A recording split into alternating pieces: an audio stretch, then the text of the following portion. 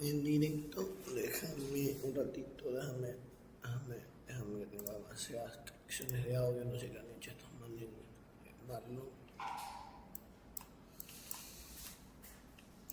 Ajustes, salida de audio. Desde aquí.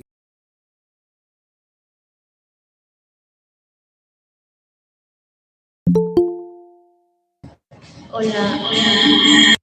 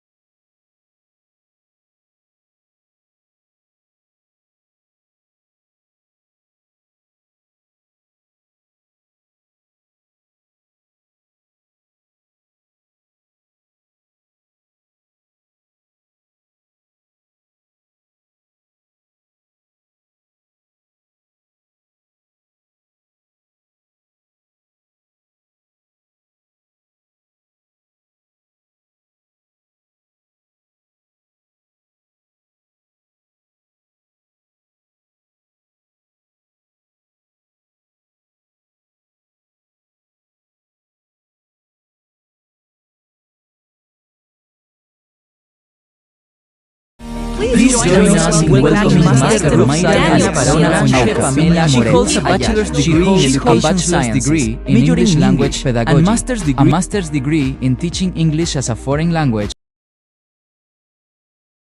Today, she will present The Body Still Matters.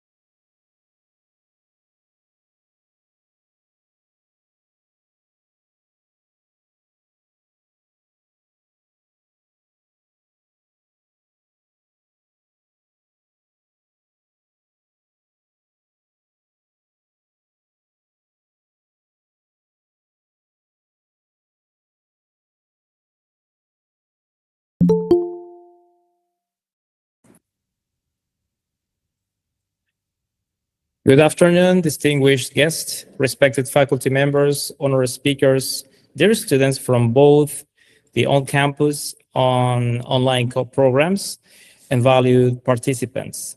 It is my great pleasure to welcome you all. My name is Gary Garicoa. I'm going to be your host today, and I'm honored to serve you as the master of the ceremonies for the day 2 of the second academic conference on national and foreign language pedagogy. On behalf of the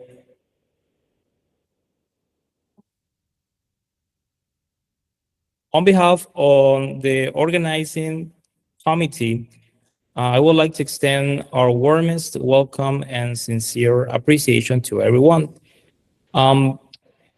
Today, it is a pleasure to be together in this session, and that is why thank you for joining us today. So you know that we have an important event today, and that is why you are truly welcome. So remember that these conferences provide a valuable platform for learning, collaboration, and exchange of ideas. So remember that they will bring together educators, researchers, professionals, and future teachers who share a common commitment to advancing language education through innovation, inclusion, and academic excellence.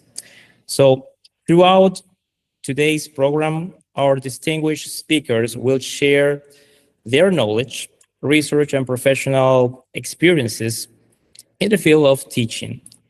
Their presentations are designed not only to share or enrich your academic understanding, but also to provide practical insights that will support your future professional careers. Once again, welcome and thank you for being with us today. Remember that at the end of this session, we're going to announce the winners from the academic posters presentation done yesterday, right? So that is why stay tuned until the end of this day 2. Now we proceed to start with the presentation of today. Remember that the speakers will have 45 minutes of participation, right? So after that, we're going to have the round of questions. So remember that you can leave your questions in the comments below. So now you are watching this session through YouTube. So that's why we're going to be honored to know what you want to ask, right? So first of all, we're going to start. We now are ready to be part of this event. So we're going to begin with our academic conference. So we're going to start with the first keynote presentation delivered by Master Sarah Stephanie Hakome Achi. So now we're going to start with the presentation of hers. Please join us in welcoming Master Sarah Stephanie Giacomeacci. She holds a bachelor's degree in national and foreign language education and a master's degree in psychopedagogy. Her experience includes English and Spanish teaching in educational institutions and specialized centers. Today, she will present The Body Still Matters, Embodied Language Learning in the Age of AI. So, Master Hakome, the session is yours. You may start. Thank you so much. First of all, I'd like to know if the presentation is being already projected.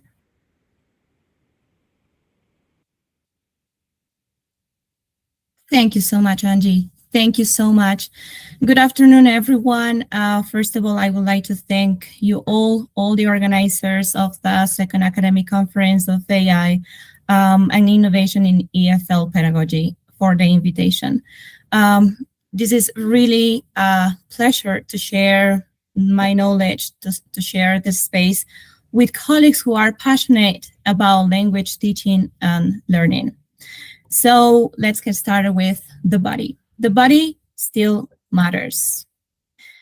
Before we begin, I'd like you to experience how your body helps you understand language.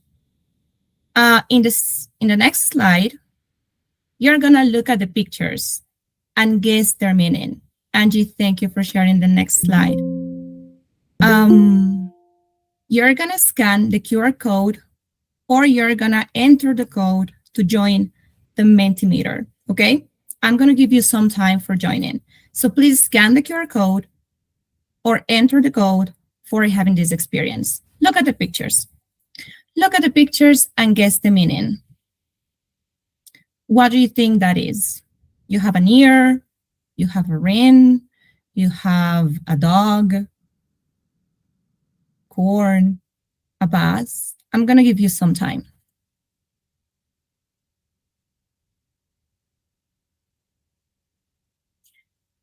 So I can see, yes, your responses. I'm receiving your responses. Yes, very good.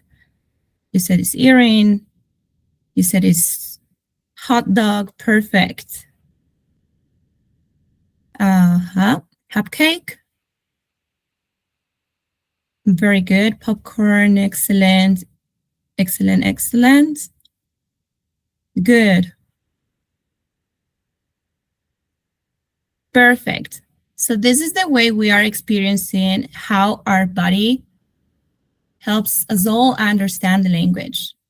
Good. Okay. Okay, perfect. Let's continue, Angie. Thank you. So let's see your answers. They should look like this, okay? So you have, look, you have earring, popcorn, you have a hot dog, a hot school bus, cupcake. Very good. You see? How did you know the answer? You didn't simply translate words, right? You looked at the images. You used your visual perception. Your previous knowledge helped you. How did you get the previous knowledge? You got the previous knowledge by interacting with the world through your senses and your experiences. That is the reason why you can make associations. Yes, you didn't just have a word in Spanish and translated it. You had images and then you associate them and this came up. So can AI generate these images? Yes, they can generate these images.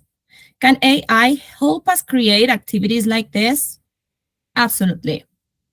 They can help us create activities like this. But how did the learning happen, guys? How could you answer and give me the meaning out of the images?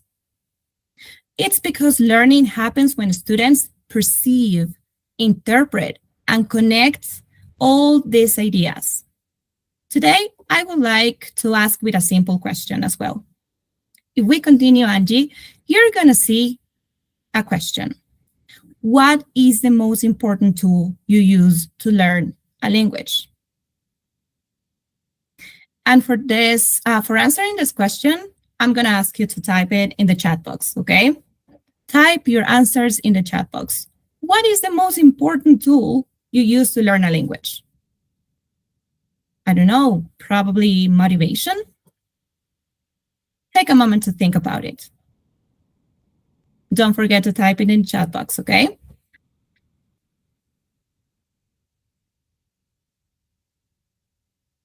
Yes, okay. I'm receiving plenty of responses. Very good. Yes, so I can see that some of you might say motivation. I can see that some of you say practice. So practice is a tool you use to learn language, okay? Some others might think of good teachers. Perfect, good teachers. Teachers serve as tools as well for learning a language. And I can see that some others are immediately thinking about artificial intelligence. Very good. Okay, I can see responses. But you know what? The most important thing for learning a language is our body. Our body. If we continue, Angie, why do you think the body still matter in language learning?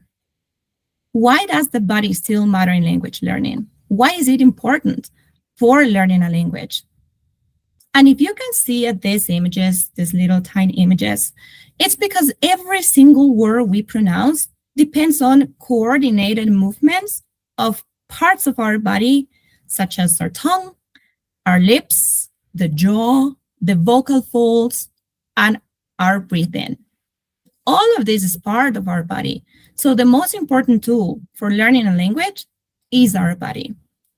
How do humans learn a language in the first place? Do you remember how you learn a language? Do you know it? How do humans learn a language in the first place? If we continue with the next slide, you're going to see that for many years, language learning was often viewed as a mainly mental activity. Yes, we thought about vocabulary stored in our memory, grammar rules processed by the brain, words being learned and retrieved. And of course, I know that the brain is essential.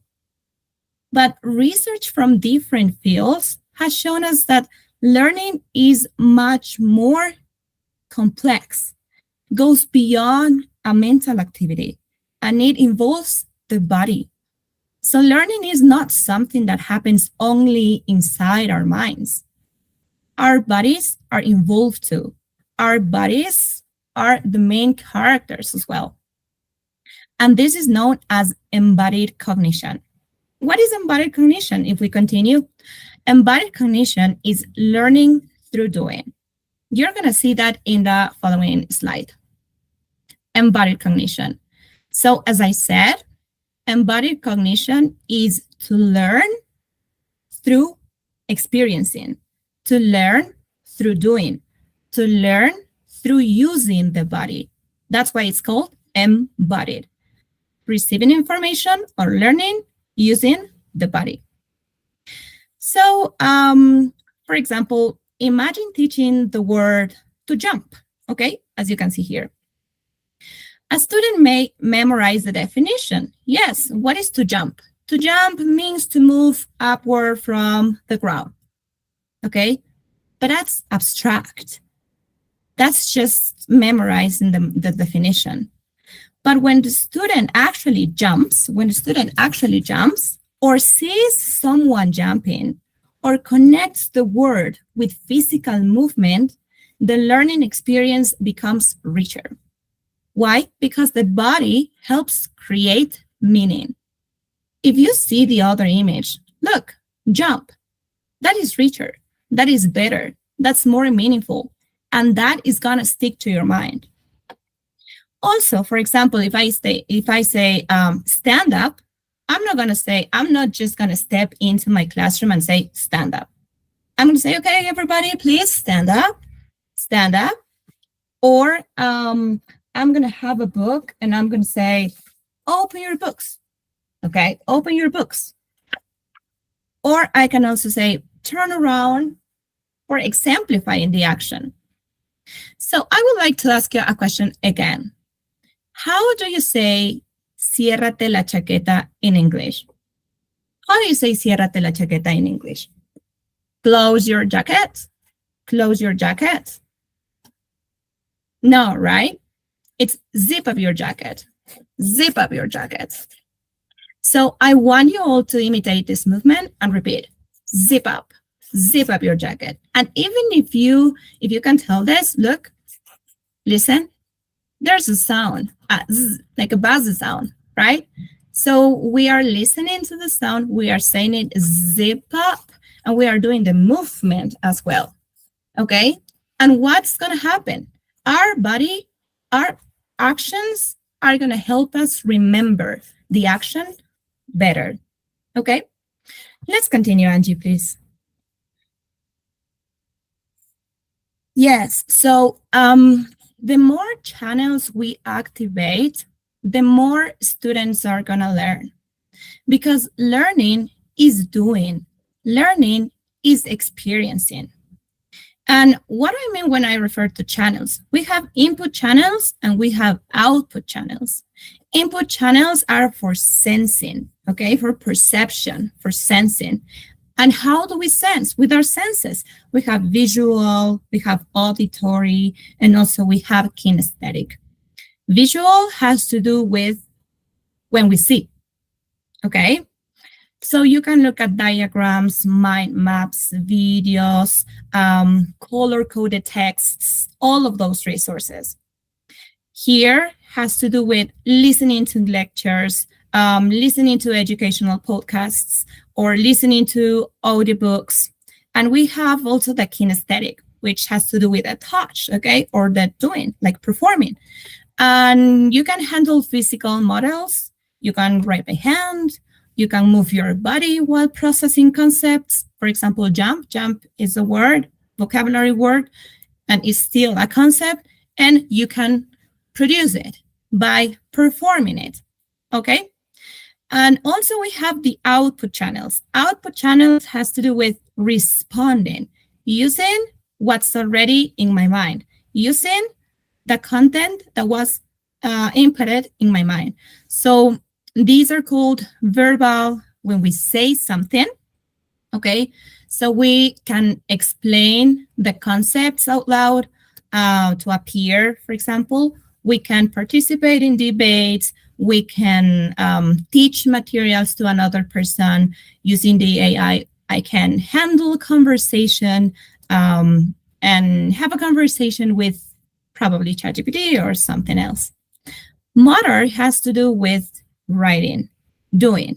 So you can type notes, you can sketch diagrams, or you can physically build prototypes. And finally, for cognitive, which is thinking, you can solve complex problems, or you can analyze arguments, you can evaluate data, and you can do many different things. So you see, we do need to use our body, our senses, perception, and produce it for learning better and even more. All our body is included. So let's continue. Thank you. Well, you can see here that also for learning a language, it requires that learners develop new physical patterns to produce sounds that may not exist in their first language. For example, many learners struggle with different sounds. Let's talk about the sound E and I in English, okay? So I have E as in sheep and I as in ship. So it requires the body to learn a new movement, the E and the I. So the same happens with rhythm and intonation. A sentence like really, okay? You have really. This can express surprise, this can express doubt, this can express excitement or disbelief. For example, check this out. For expressing surprise, really? Or for expressing doubt, really? Or excitement, really? Or disbelief, really? Okay, and it's going to depend on the voice and the body behind it. And we shouldn't forget the gestures. We also have gestures. When teachers are in the classrooms and they instruct something or they say something, they do not only say, okay, speak up, or they do not only say increase. They use gestures. For example, increase, speak up, be quiet, silence, good job, etc., etc. Or for showing small distance, they may say small, okay? And I can experiment with you. Right now, I'm gonna do the mimic, and I want you to write the word in English, okay? You can write it in the chat box as well. So please, Number one is going to be this.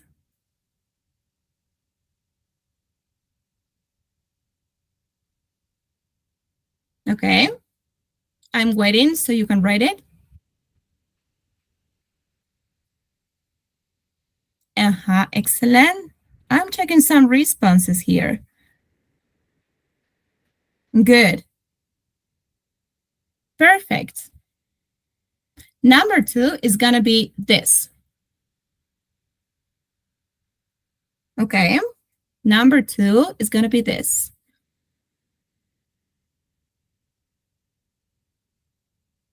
Yes. Perfect. I can see many different responses. And you want me to repeat this? This. Yes? Yes, it can be go to bed. It can be sleep. Very good. Number one is be quiet or silence. Good job. Exactly. Perfect. Thank you for participating, guys.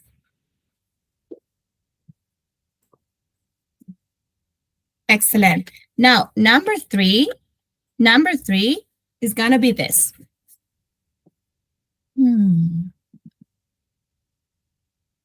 Yes, what is this? It's not clear? Okay, number three is this.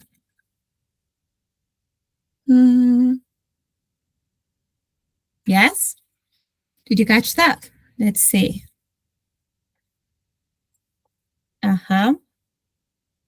Perfect. Remember that you can also type in the chat box if you're on YouTube, okay? All right. Yes, that was think. Very good. Number four is going to be this.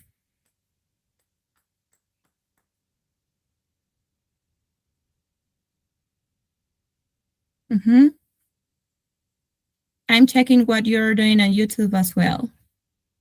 Exactly. Very good. Yes. Perfect. So you have silence or be quiet. Perfect, as you already said. Number two was sleep. Very good. Yes, number three is think. Very good. And number four was clap. Perfect. So you see, it's there is a combination of your mind and your body. So mind plus body equals learning. And we cannot forget emotion. A student who feels anxious may know the answer, may know what to say, but just because the student feels this way, the student is going to remain in silence. The student is not going to participate. Why? Because of the emotional factor. But on the other hand, if I have a student who feels confident, a student who feels eager to participate, even making mistakes, it doesn't matter because the student feels safe. The student feels confident. The student may make mistakes, but the student is gonna communicate at the end of the day. Okay. And if the student receives feedback, for example, using an AI, the student is gonna communicate better. The body and the mind, guys, work together when we learn. It is not a separated process. It is a combination. But these days, teachers, people, we think about learning a language as something separated from the body, something separated from the mind. And taking advantage of the artificial intelligence, we usually only think about the use of AI as a tool to teach vocabulary, as a tool to teach grammar, as a tool to teach speaking, listening, reading, writing. So when we think about learning a language, we think of AI as a tool to teach all of these things I just mentioned, separating the body and the mind. But yes, I can understand. After all, today we have artificial intelligence tutors that can explain grammar. We also have artificial intelligence that provide pronunciation feedback. We have artificial intelligence apps that translate texts, evaluate writing in just a few seconds. And we can even have artificial intelligence that simulate conversations. That's huge. Let's continue, Angie, please. Thank you. So look at this. Are we paying so much attention to artificial intelligence that we are completely forgetting how humans learn? And please don't take me wrong, okay? Do not misunderstand me. This presentation is not against artificial intelligence. On the contrary, I really believe AI represents one of the greatest educational opportunities of our time. But I think that artificial intelligence should not replace embodied language learning. Artificial intelligence should not replace learning with the body.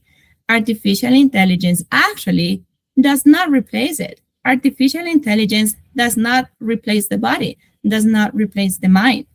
It helps the mind, it helps the body, and it enhances the language learning. So teachers or students or everybody who wants to learn English, instead of asking, or a language, any other language, instead of asking, can AI teach languages? Let's ask, how can AI support the body in language learning? Now, thank you so much, Angie, for sharing this presentation. I would like to start sharing. Can I? Yeah, please, you can do it. Yeah, thank you so much. Okay, let's see. Hold on a sec.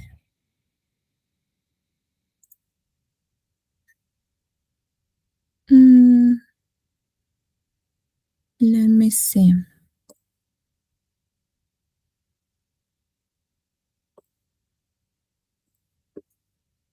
Okay, so right now, I'm going to show you something.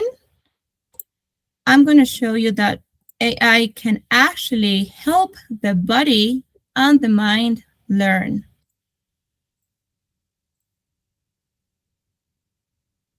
Yes. Okay. Okay, so for example, this is one of the many, okay? This is just one of the many. So if we come here and we go to Google Documents, we open up a new page, we have this, all right? And then what we're gonna do is to go to Tools, and then we're gonna go all the way down until the voice typing tool, okay?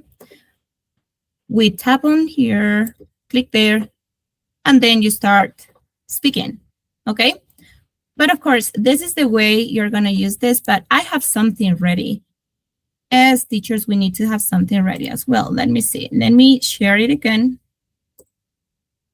I'm gonna share another tab.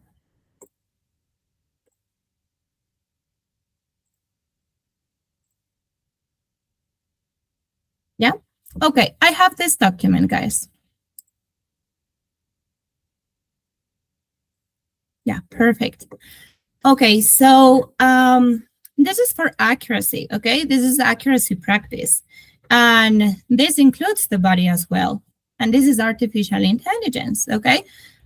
You're gonna ask your students, you're gonna prepare something for your students, and you're gonna ask your students to read the words. And remember I said, the more channels you awake, the more channels you open in your students, the better learning they're gonna have. So next to each word, you can even have an image or something, okay? Because visuals also matter. Visuals are important as well, okay? But let's see this. I'm gonna ask my students to read the words aloud, and let the voice typing tool convert the speech on the screen. Okay, so let's get started. Let's see. Cat, desk, eyes, shoe, piece it, visit.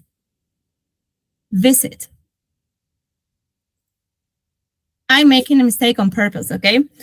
This is for pronunciation accuracy, okay? But what is the idea? The idea is that AI is gonna address pronunciation, is gonna tackle pronunciation, and the more we repeat, the better our articulation is gonna be. We are gonna be aware of how the tongue should be placed, how the lips should be moved, rounded, open, how the jaw needs to be moved as well. Okay, let's continue. Eyes. You see, it keeps saying eyes, as in yellow, but I want to say eyes as in ojos. Okay, so let's see. Eyes. Good. Okay, so your students can make the difference between this kind of homophones. Okay, look, you have eyes and you have eyes as well, so they can practice, and at the end of the day, they can have like a close to perfect intonation and pronunciation, or a perfect pronunciation. And for a more meaningful activity, you can encourage students to read a text using the words you have before, of course, and repeat in case the student makes some mistakes, okay? I'm gonna get started here. Ben and Vera visited PC Zoo.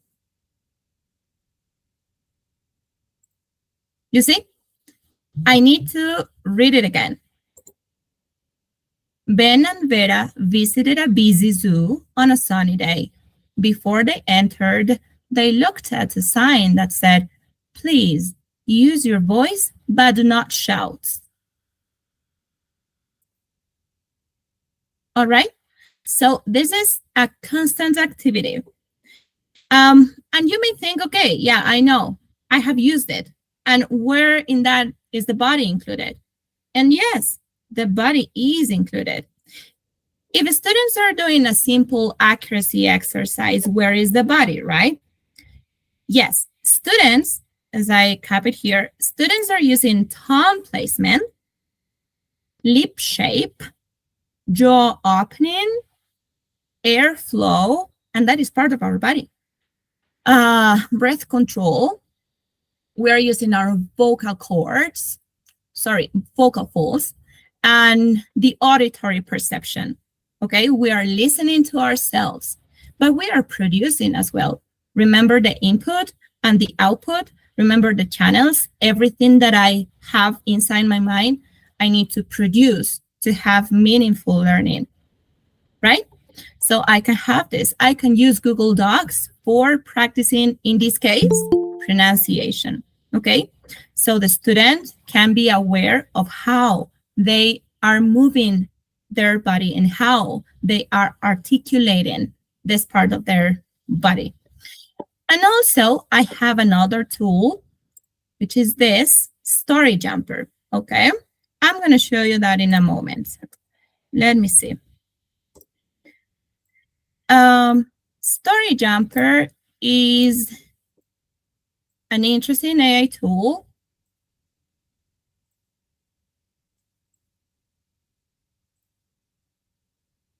There you go.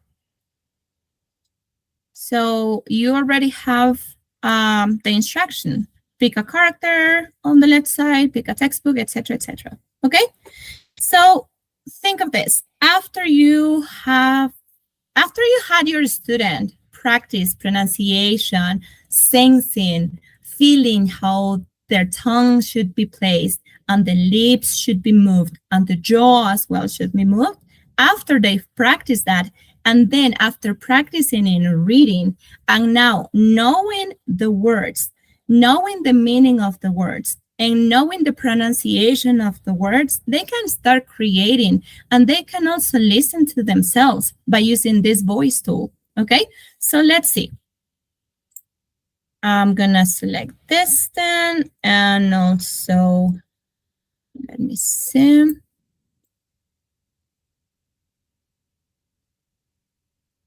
Let's see.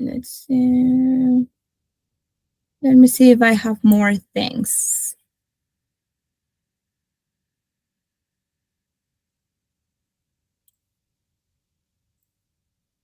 Princess. Oops, let me think. Let me see. Let me update this just for a moment. I was already practicing here for the presentation, so things like this happen, but I really want to show you how this works. I'm sorry, I wanted to create this. I didn't want this to be projected. Okay, so I have that, all right? And then I start creating my story, and I'm gonna be using everything that I've learned. All right. Okay. Perfect. Let's see. All right. Well, you can use this kind of things, and you can create a story. You can only use the voice tool, for example, like this. Record. And you can come up with a story like, okay, my dog Bob and I visited the beach. I saw with my eyes that there was no ice covering the sea. All right? And then you can listen to yourself. And you can come up with a story like, okay, my dog Bob and I visited the beach. I saw with my eyes that there was no ice covering the sea. All right. Perfect. So that is something you can do, and you can save it as well, right? Or as you saw before, let me see if I can have it. You can also write, okay? Writing is part of the output then, is the output channels as well. You can ask your students to write something with what they already learned, and also repeat something with what they already learned. You save, and that's it. You have the work already. So what happened here, everybody? The thing that happened here is that I could use my creativity. I could use my body. I could produce it. I could read it. I could write it. I could practice on pronunciation as well. Okay, so those are the tools I wanted to share. Now, let's go back to the presentation, please. Angie?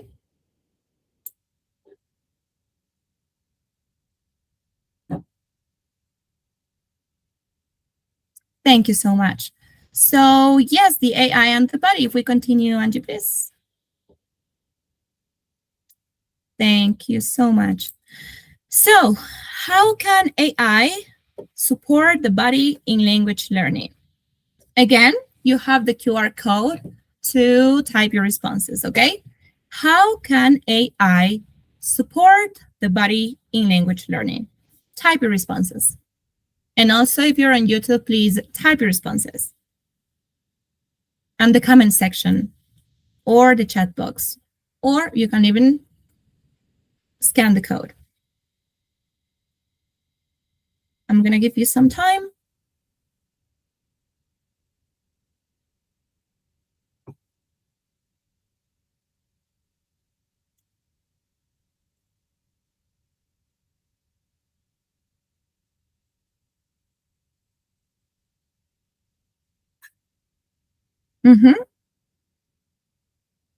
Let me check YouTube.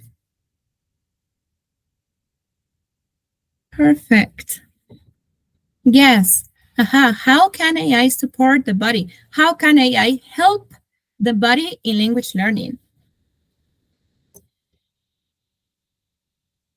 Yes. Yes. Thank you so much. Perfect. Perfect. You can continue commenting, okay? Before students can produce language, they have to notice it. They have to feel the language. They have to feel it. They have to feel the words. They have to sense it with their body, with their senses, with their perceptions, okay?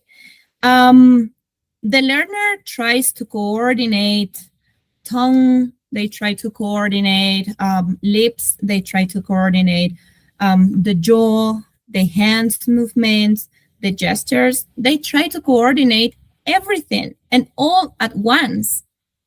Let's continue, Angie. And the artificial intelligence can help the body by saying, relax your tongue, as you can see here.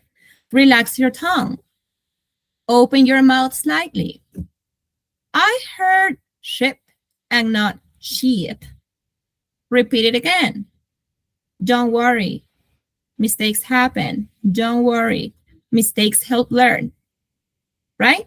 So that is the way AI can help us. That is the way AI can help the body. How? Saying it. Remember that there was an emotional filter as well. Remember that when students or we feel anxious, we hesitate to say, like, to produce the language. And AI is going to help us with that. Probably if there's a shy student, the AI is going to encourage that student, or that student is going to be comfortable enough for speaking with any AI tool in the commodity of his or her space at home, for example. Okay, so ask yourself, what human learning process do you want to support? Better pronunciation, better articulation, better intonation and rhythm, fluency? When you know it, when you know what human learning process you want to support, then you can choose the AI that best supports it. Let's continue, Angie, please.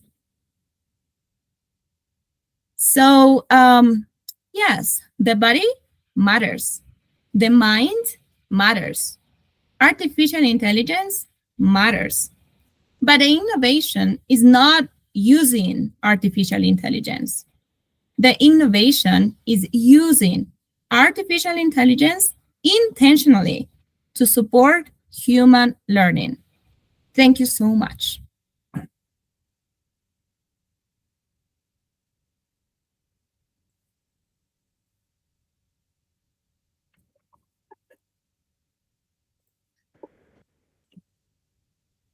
Thank you so much, Master Hakome.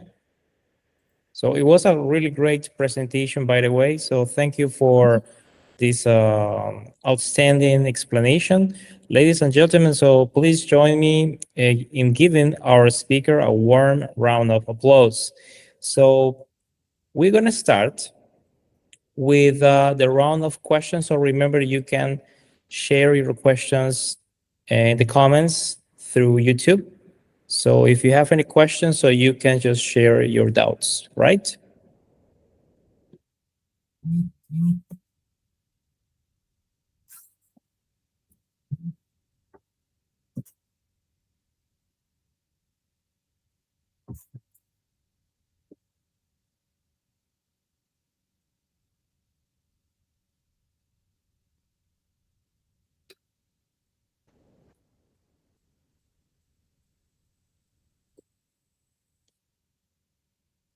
All right, so by now, no questions so far. So we think that we may continue with the final part. So that is one of the most important parts as well. So that is why now, of course, we're gonna read the final certification of participation of our speaker of today. So I will start reading.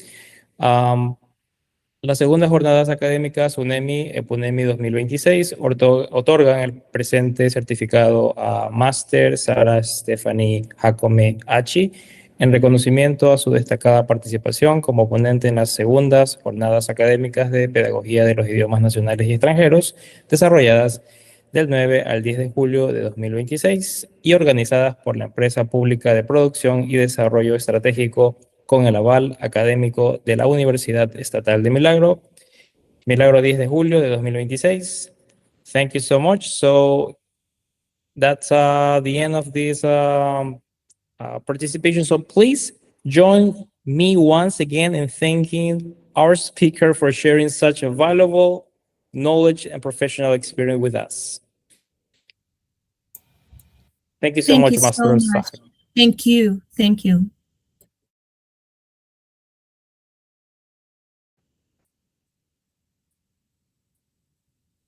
Now we are on the second round, that is the second keynote presentation. So in this moment, we're gonna continue with our second keynote presentation delivered by Master Solange Pamela Cruz Ayala. So we're gonna start with information about our speaker. Please join us in welcoming Master of Science Solange Pamela Cruz Ayala. She holds bachelor's and master's degrees in national and foreign language education. Her experience includes university teaching, English language instruction, and translation and interpreting at international events. Today, she will present unscripted role play for developing speaking skills. Thank you so much. So now I would say it's an honor to have you today, Master Cruz. So you may start. Thank you so much. Thank you very much. Can you listen to me?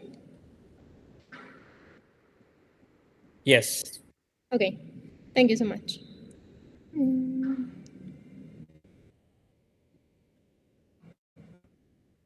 Can you guys confirm if you're seeing it?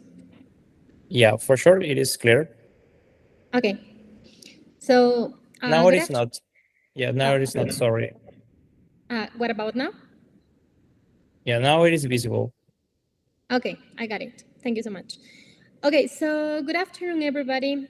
First of all, thank you so much for having given me the opportunity to share a little bit of what I know.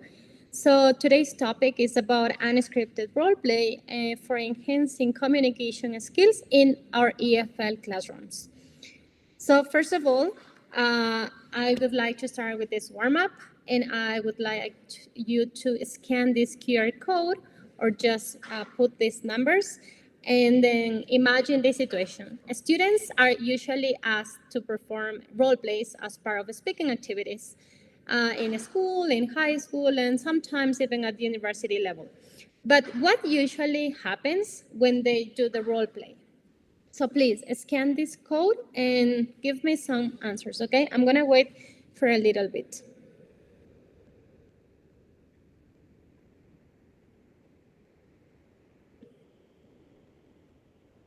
Okay, so here we have 4 options. They read, they memorize, they sound robotic, or they actually communicate. So I already have one answer here. Can you please scan the code? I'm gonna show you again. Let me see if it's working. And you have to choose one of the options.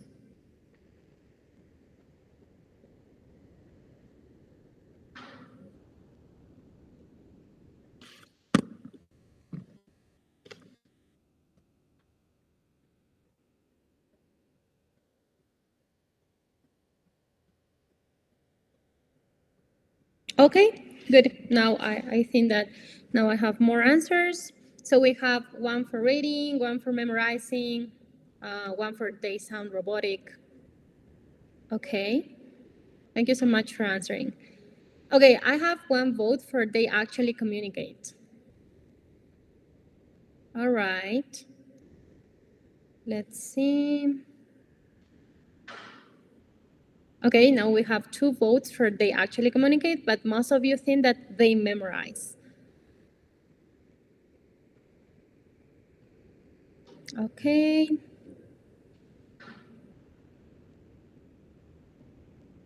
Thank you very much for interacting. Let's wait just a few more seconds.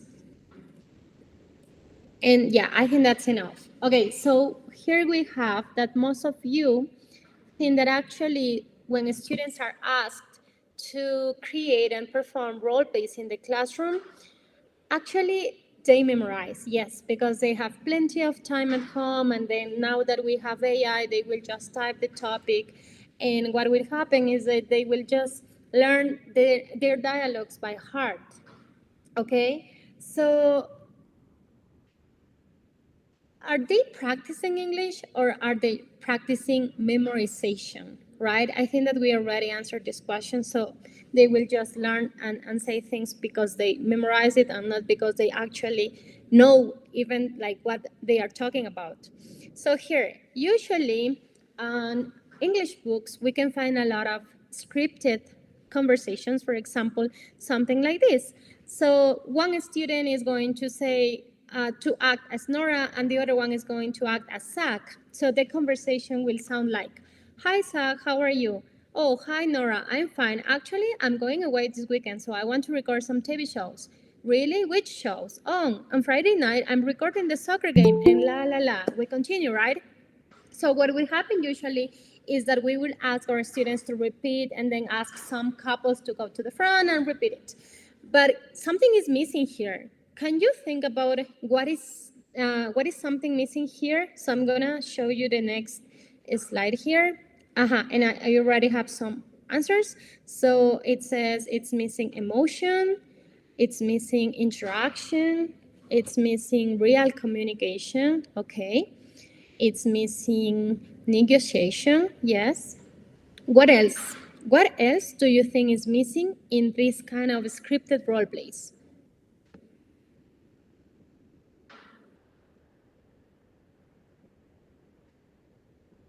Oh yes, so but the question is what is missing, okay? So it's missing some emotions. Okay, it's missing some understanding. Yes, because as I said before, students like actually they most of the times they don't understand what they are saying. They are just repeating. Okay, so it's missing another one, real communication. What else? What else do you think it's missing here? Emotions again, yes. Understanding one more time. It's missing motivation. That is a very interesting point to talk about because, yes, what happens when you all the time are asking your students to, okay, guys, let's repeat this dialogue.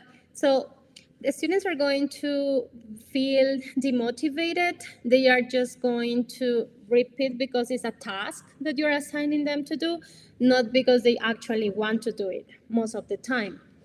You're missing more vocabulary, it says. Okay. You're missing personal thinking. Yeah, I mean, yes, I think that critical thinking in these kind of activities with scripted role plays is not really evident because the students are repeating and repeating. Okay, perfect. Thank you so much. So here, Master, so sorry for interrupting you. Something is happening with your camera, so you look, frozen. oh really? Yeah. Is it because I am sharing the screen? Perhaps, but now it is okay. Now it is okay. I think it's because I am sharing the screen.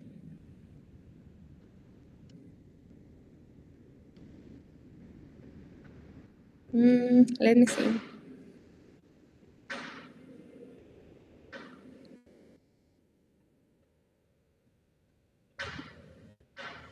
Okay, I am trying. I'm going to try it again.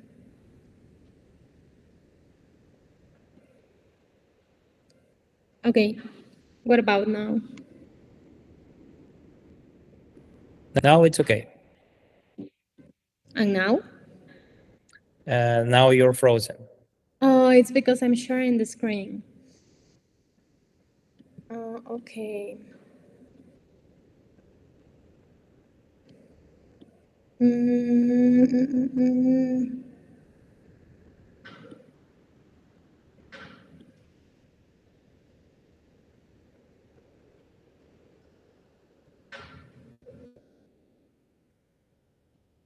Okay, I think it's because I'm sharing the screen. Because of Google Meets, I guess.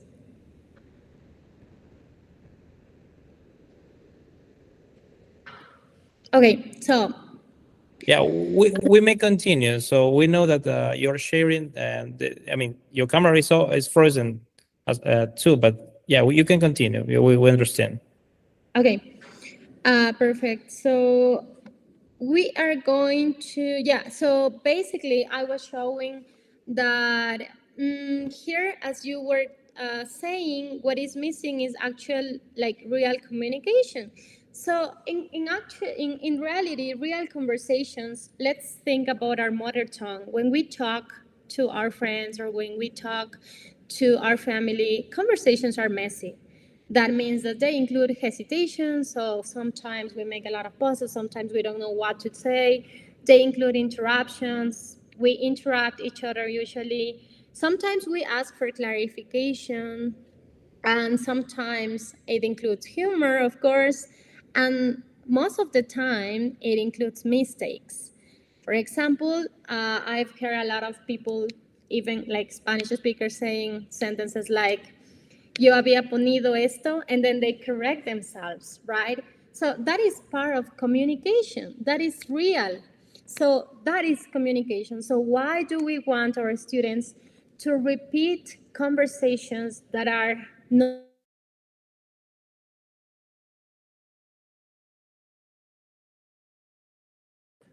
so? Today's topic, as I said before, is what is unscripted role play and what is it for? So basically, this one is a communicative activity in which learners receive a situation and a role. Okay, so I give my students different roles and scenarios, situations. I guide them, but I don't give them the exact language that they must use. So that is different from the scripted role play. Okay. So instead of asking my students to memorize dialogues, they are going to improvise, first of all, because they don't know what language they are going to say. They are just going to go with the flow of the conversation. They are going to negotiate meaning. And what do I mean with negotiating meaning? It's some of them are going to ask for repetition. Some of them are going to ask for confirmation. Some of them are going to ask for clarification. So they are going to negotiate meaning during the conversations. Sometimes they are going to solve problems. And the most important thing is that they are going to react in a natural way. Okay, because it's something real. It's not something fixed. And here, so guys, I would like you to become students for some minutes, okay? So imagine that you are at the airport and your passport has disappeared. The boarding gate closes in 10 minutes. What would you say? Write one sentence in the YouTube chat. So remember, this is the scenario. You are at the airport, your passport has disappeared, the boarding gate closes in 10 minutes. What would you say? I'm gonna read the comments here in the YouTube channel.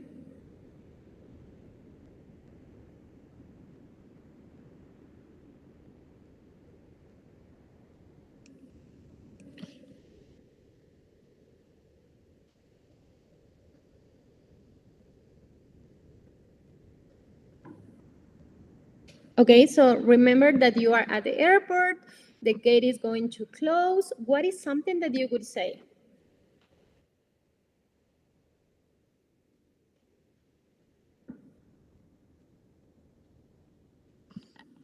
I am reading the answers in the YouTube channel, so write it down, please. Okay, I'm reading some answers. So someone says, somebody help me. Uh-huh. Okay.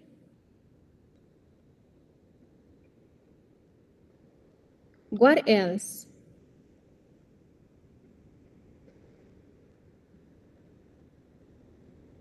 Help, okay. Could somebody help me? Wow, I think I forgot my passport. Where had I put it? Okay.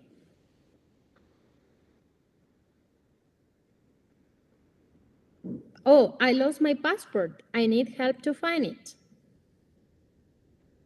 All right, so as you can see, I got different answers and I got different grammar structures, okay?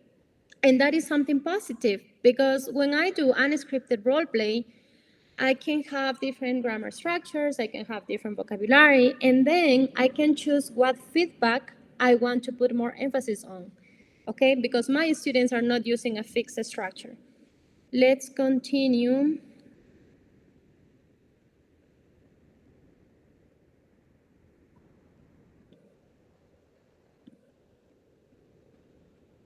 Thank you very much for interacting.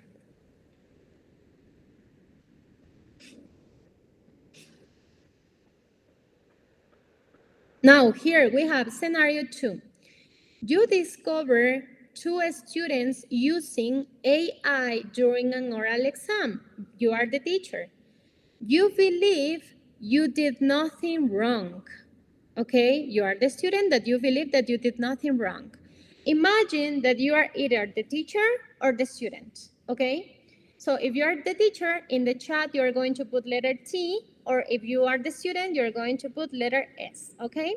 Write possible sentences in the YouTube chat, all right? Either if you are the teacher or either if you are the student. But don't forget to put T or S, okay? And give me some sentences, please.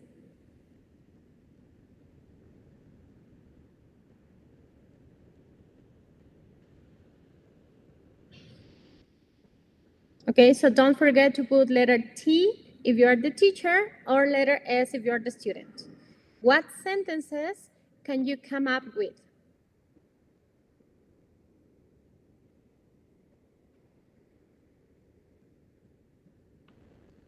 Okay, I'm already seeing some answers. And as I said before, you don't know what students are going to come up with, so that gives you the opportunity to give feedback about different grammar topics, or at least the ones that you think that are the most important. Okay, so in unscripted role play, actually there is no correct answer, okay? Communication is the goal. So remember the example that we put when we are communicating in Spanish. We don't have correct answers, we just want to communicate, yes? So what does research say about unscripted role play?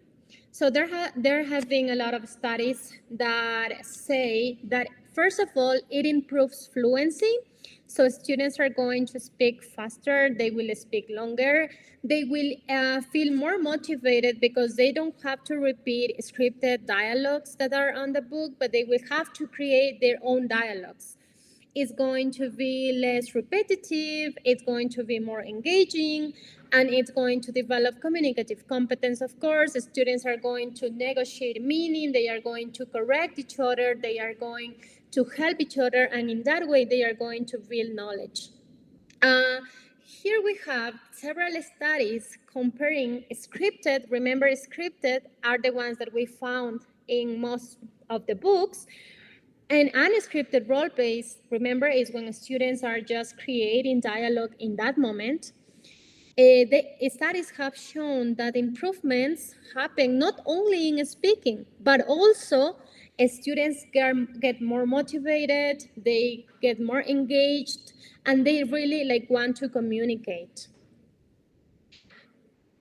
But probably you are going to tell me, but it's not easy to implement unscripted role plays in a class. And probably you're right. So now I want you to scan this code again and tell me, what do you think are some common challenges for teachers? So here we will change to the next slide. And here, please, what are some challenges teachers can face if they want to implement unscripted role plays? So just like real life scenarios where students are going to have a role, they have a problem to solve, but probably we have some challenges as teachers. Scan the code and give me more ideas. So here we have, my students will freeze. Yes, I agree with this one. They don't have enough vocabulary. All right, can be.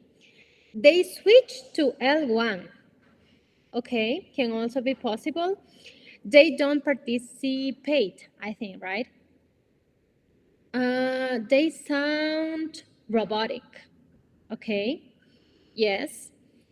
What else? What else do you think are some challenges that we can face when we try to implement this unscripted role-playing class?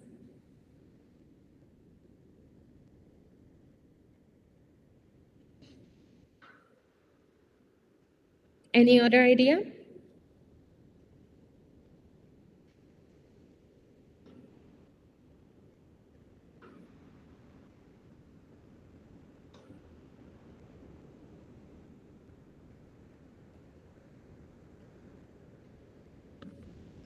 Okay, I think that with what we have, it's enough.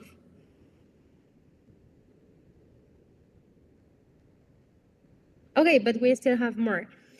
Okay, something that we can face is like having students motivated all of the time. Yes, because even though your class is the best or the unscripted role-play scenarios are good enough, probably you will still have some students that are still demotivated. Yes, but the probability that they will keep more engaged with unscripted roleplay is higher than if they just repeat the dialogues. Okay, we have another challenge. It says the students feel insecure about a new activity because it will need more, because they will need more experience, probably.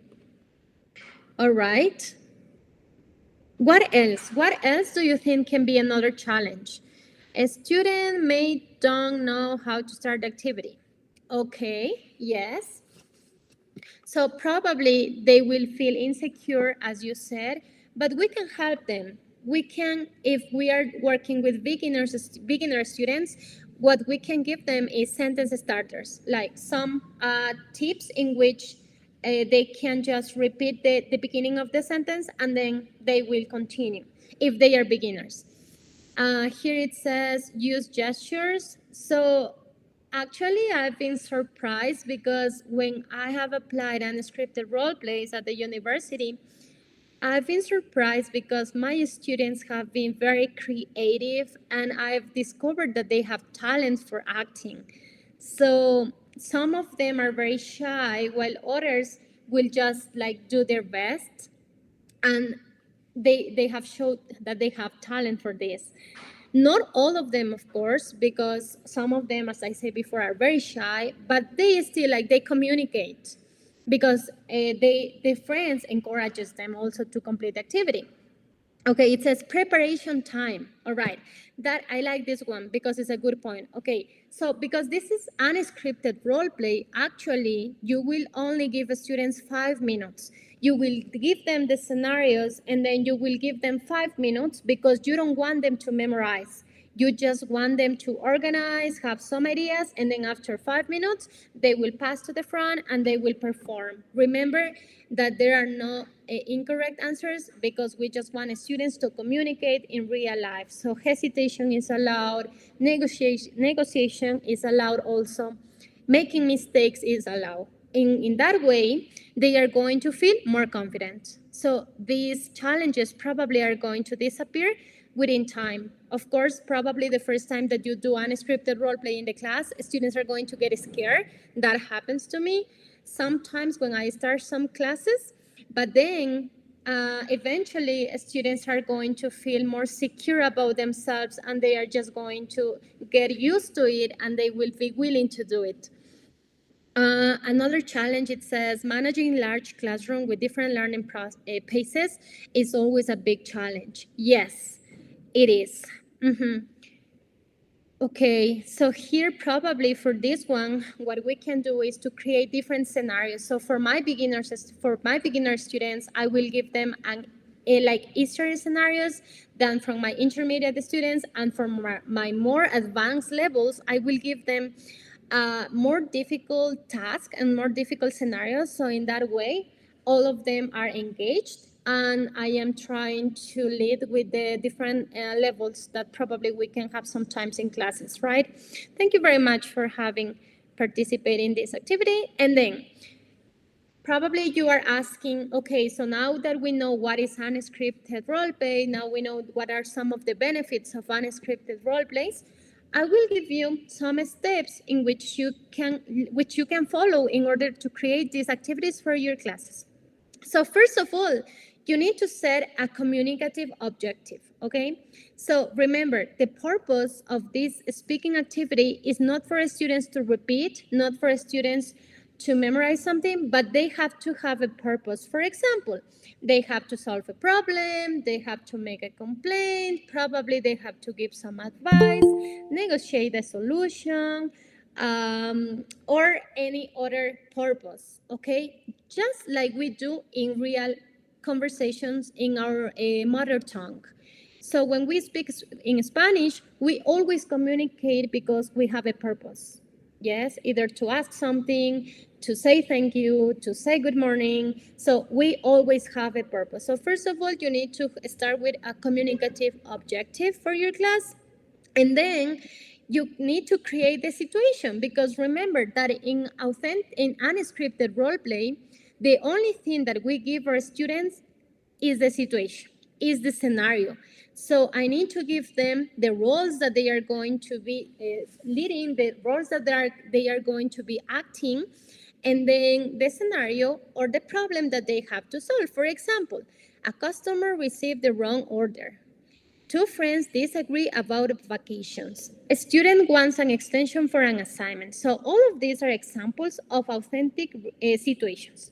Okay, so I decide and I create authentic situations. And probably some of you will say, but sometimes we don't have enough time. And yes, that's true.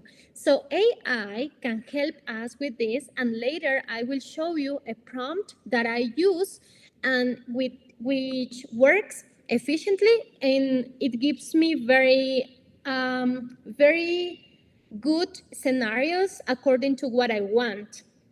And then the next step would be give each student a different role, okay? So it's very boring if I say, guys, okay, let's talk about vacations. I think my students will get bored very easily. But if I give my students a role, for example, student A, you want to travel to Japan. Student B, you want to save money and stay in Ecuador. So they have roles, okay? In that way, they are going to get more engaged. And they have a problem to solve, which is the most important thing. And then now we have step number 4, that is, if you want or if you think that it's necessary to give language support to your students, or if you want your students to practice a specific vocabulary, you can add language support.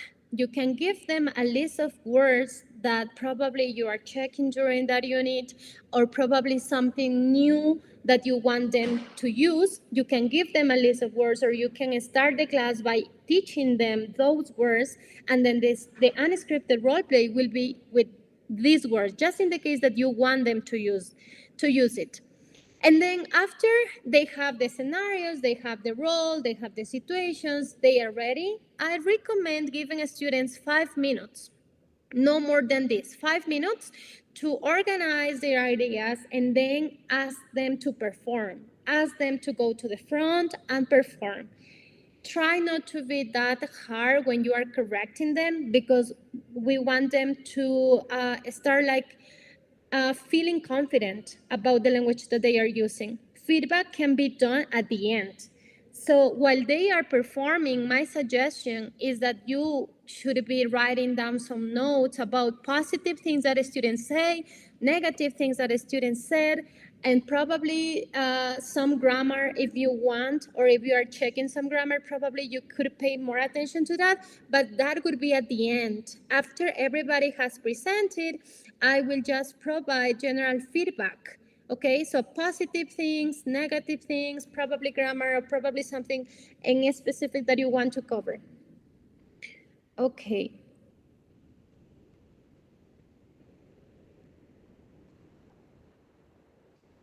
Now, how can AI help me? That is something very important, because AI can help me save a lot of time. Let's imagine that I have to teach my students a vocabulary about mental processes. So I have all of these very difficult words for them, and of course, if they don't practice, they are going to forget. So what I will do is the following. First, I will teach my students this target vocabulary, in this case about mental processes, and then the prompt that I will use is the following. Create 5 role-play scenarios for B2EFL students practicing vocabulary related to mental processes. Include context, roles, communicative objective, and target vocabulary. So in that way, I am being very specific with AI, and it will give me what I want. So remember, I am including the level of my students. I am including how many role-play scenarios do I want. I am including what vocabulary do I want them to use. So it will give me everything ready for them just to act. And in that way, I am going to save a lot of time. Okay, so that would be the prompt. Which I think that is very helpful. If you want, you can take a picture of it because it has saved my life a lot of times. I know we as teachers, sometimes we don't have enough time, but with this prompt, you are going to have the scenarios just ready for them to do it. And then after you type this prompt, what you are going to have is something like this. Look, so you have scenario number 1, the missing necklace. Then you have scenario 3, job interview. Scenario 5, hotel complaint. So it depends on the vocabulary that you are using. So I put just 3 examples with different vocabulary so you can have an idea of what you are going to get from AI.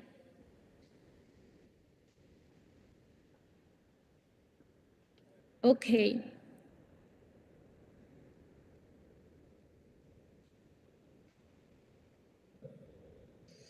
So you are going to have something like this. Look, the first one, the target vocabulary was about evidence, innocent, accused. So the scenario was about that. In the scenario number 3, the vocabulary was about teamwork, leadership, qualifications. So the perfect scenario would be our job interview. And the scenario number 5, the target vocabulary, it's about reservation, solution, apologize. So in a good scenario would be hotel complaint. But AI will give you as many scenarios as you want, as long as you give it the right, the details of your classroom, the level, the English level that your students have, what vocabulary you are checking, how many scenarios do you want. So usually what I do is I pair my students, because I think that when they are doing in groups of 3, it's a little bit more difficult. So usually I ask them to do in groups of 2. But if you think that it's better to do it in groups of 3 or 4, it will also be okay, as long as you manage it correctly. So this one leads us to the final takeaways. So remember that unscripted role play, it's not about giving students what they have to say, but it's about giving them roles and situations.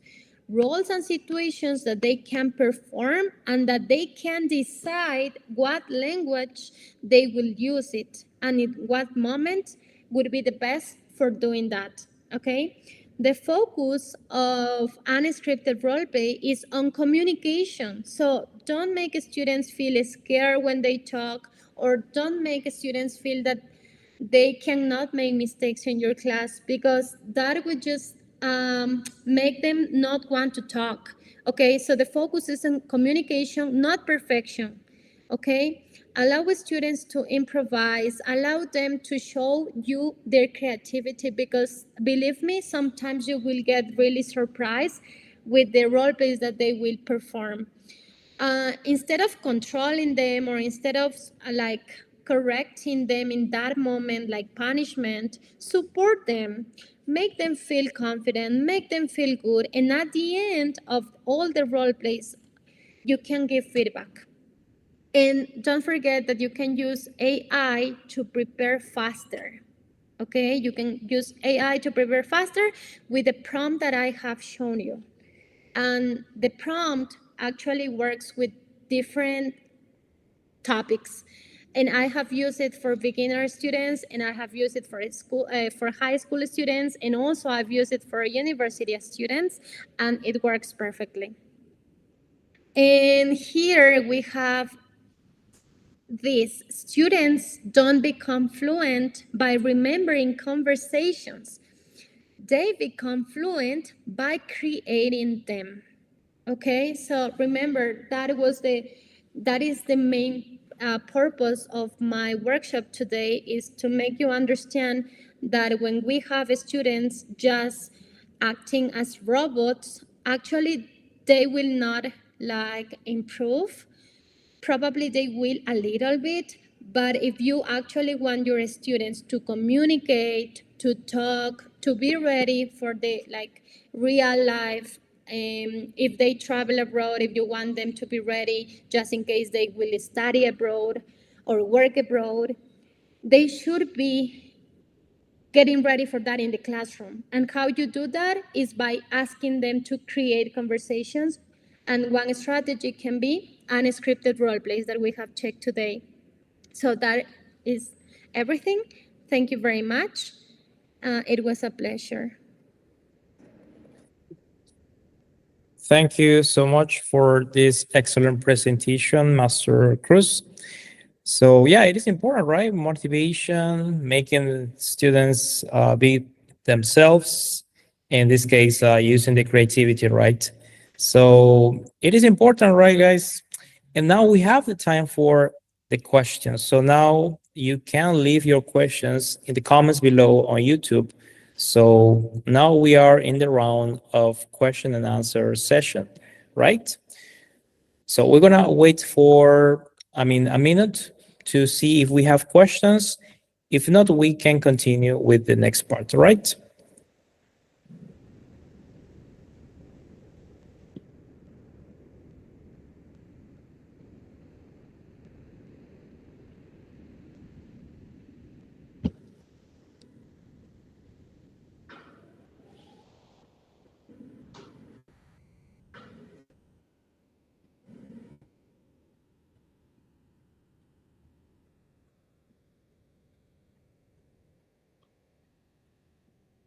So by now we have very happy comments about the presentation you made.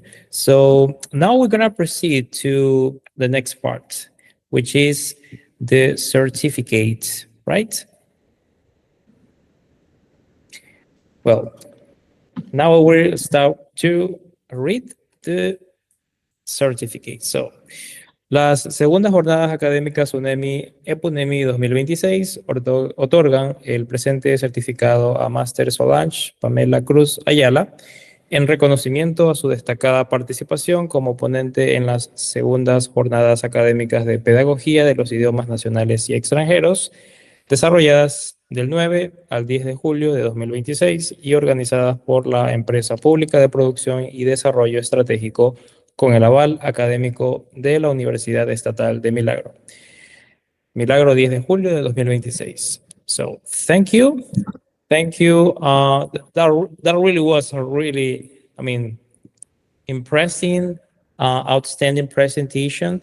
Now, once again, please, I just want to ask, some time for applauses for this wonderful presentation. Thank you once again for your valuable contribution and for enriching our academic community with your experience. Thank you so much. Thank you very much. Thank you. So now it is time for the session 2, keynote number 3. So now it is time to introduce the third keynote presentation delivered by Master Ruth Viviana Barona Oñate. So now we're going to proceed with the information. Please join us in welcoming Master Ruth Viviana Barona Oñate. She holds a bachelor's degree in education sciences, majoring in English, and master's degrees focused on English language teaching. Her experience includes university teaching and training future language educators. Today, she will present how AI can remove barriers for deaf and hard of hearing students in EFL learning. Thank you for being part of this second academic conference, Master Barona. So you may start. Good afternoon, everyone. Before starting today, can I have a quick confirmation that you can hear me well and see my presentation? Yes, clearly. Thank you so much. So, good afternoon, everyone. This is going to be my presentation. I'm going to talk about the topic that you see on the screen, how AI can remove barriers from deaf and hard hearing students in EFL learning. So it's a pleasure. I want to begin by saying it's a pleasure for me to be here and not about artificial intelligence is everything that I would like to talk about today. Not about technology, not even about English, but I'd like you to think about learning itself. Because before we talk about AI, we first need to understand what makes learning possible. So, I'd like to clarify something first. When we say deaf and hard of hearing students, we're talking about an incredibly diverse group of learners. There's no single profile. Deafness exists on a spectrum. Some students use sign language, others communicate orally, some use hearing aids or implants, while others do not. Some rely heavily on lip reading and others do not. As teachers, our goal is not to assume what the students' needs are. Our goal is to create learning environments that offer multiple ways to access information and demonstrate learning. One of the most common misconceptions is that hearing loss affects intelligence. It does not. The challenge is often not the learner's ability. The challenge is whether our teaching allows every learner to access the content. According to the National Deaf Center, deaf and hard hearing students are one of the most diverse learners. Because of the wide variation in the hearing levels, language experiences, communication preferences, and educational backgrounds. This immediately establishes diverse environments of learning.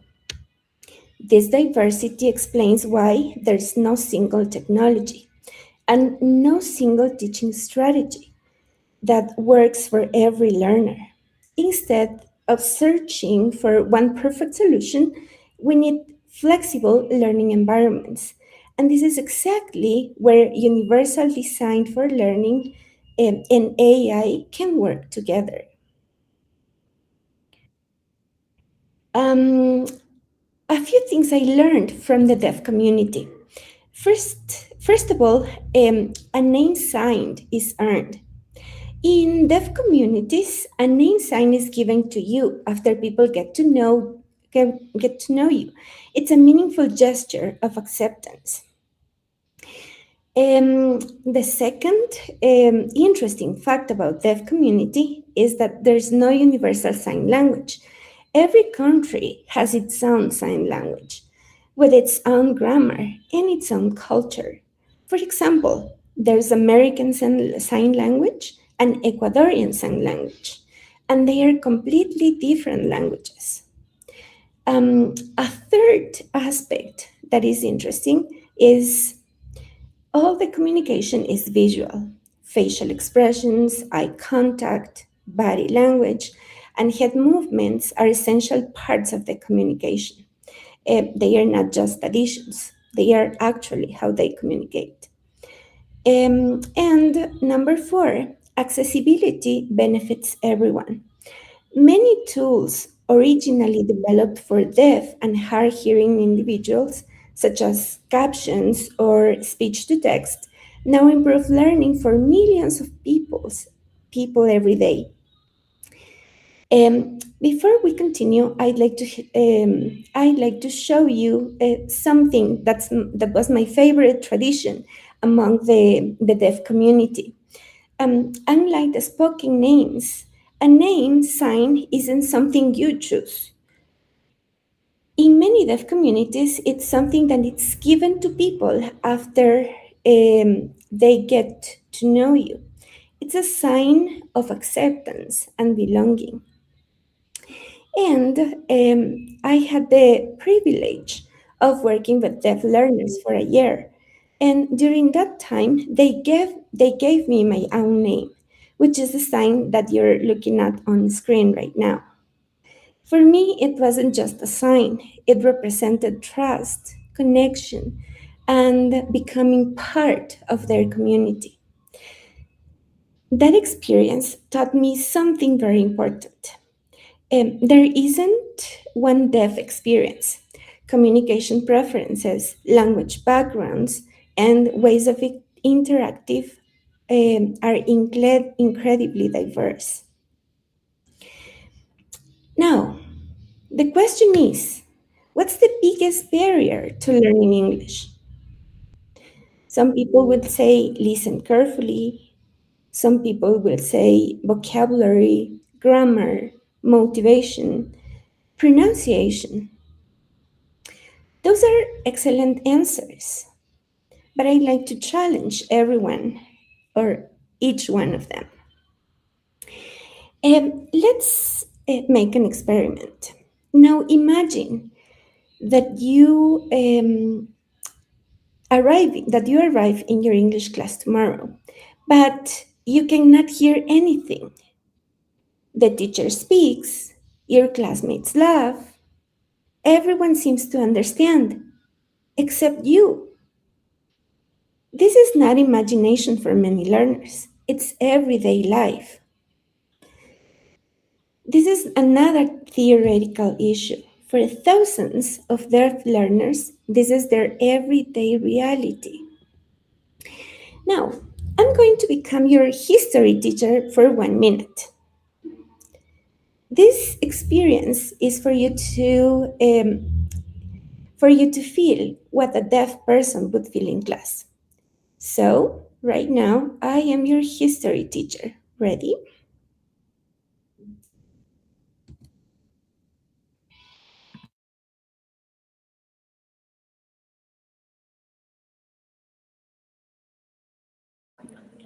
We cannot hear you, Master Bernard. Yes, that was the idea. So, this part of the class would be me doing the class, actually explaining the class, but without the sound, just for you to experience what a deaf person would experience in the class. So, to continue with the class about ancient Egypt,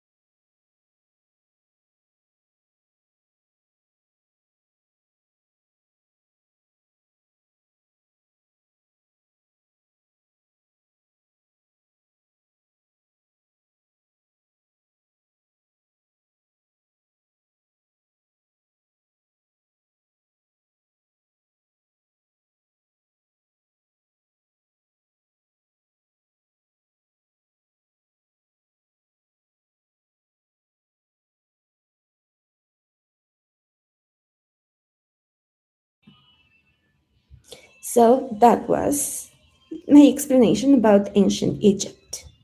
How much did you understand?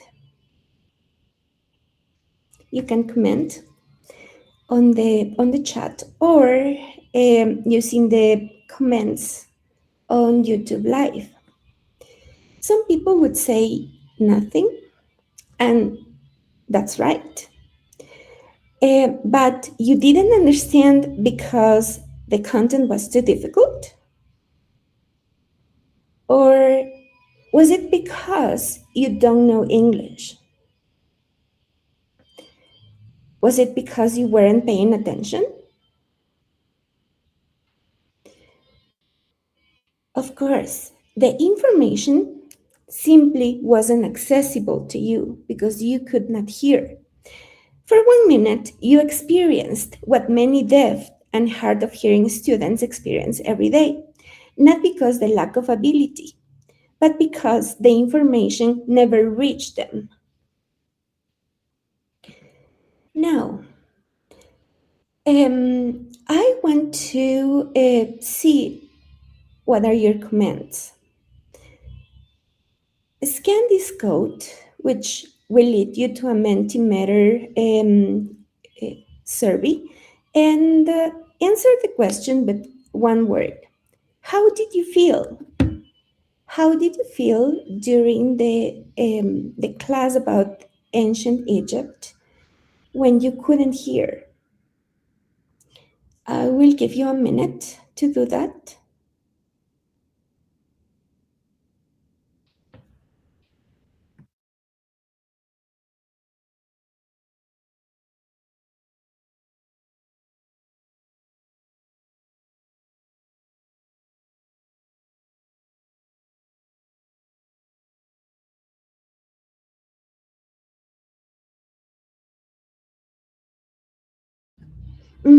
Thank you so much. I can see that some people say frustrated, confused, lost, excluded. It was impossible. Some people say impossible. Ineffective, maybe, or embarrassed. Some people may feel embarrassed. And that's exactly what a deaf person can feel.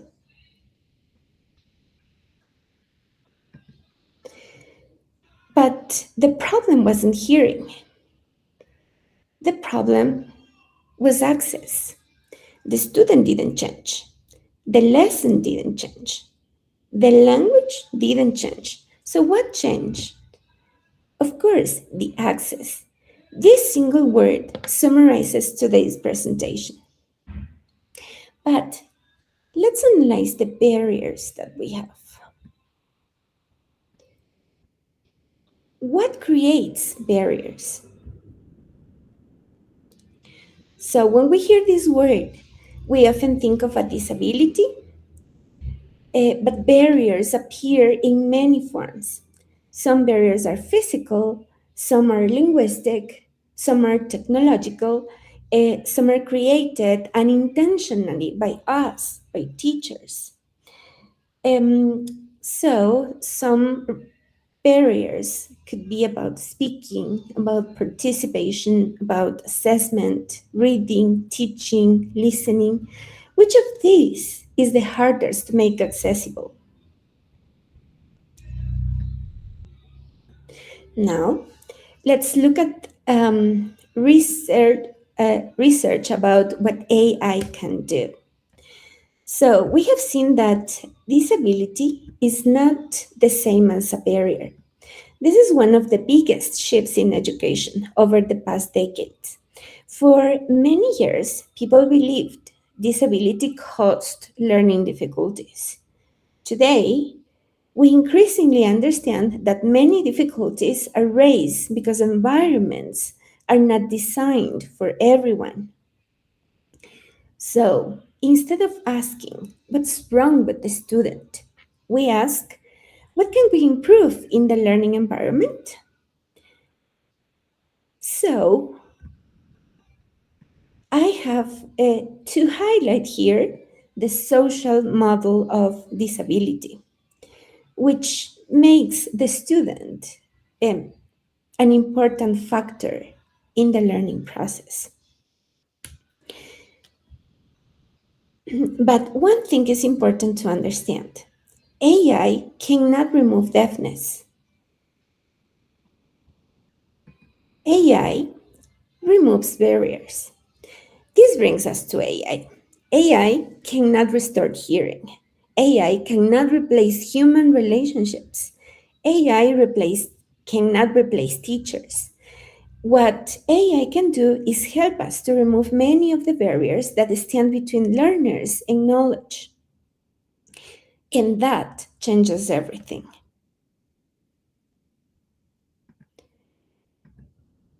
So, accessibility helps everyone.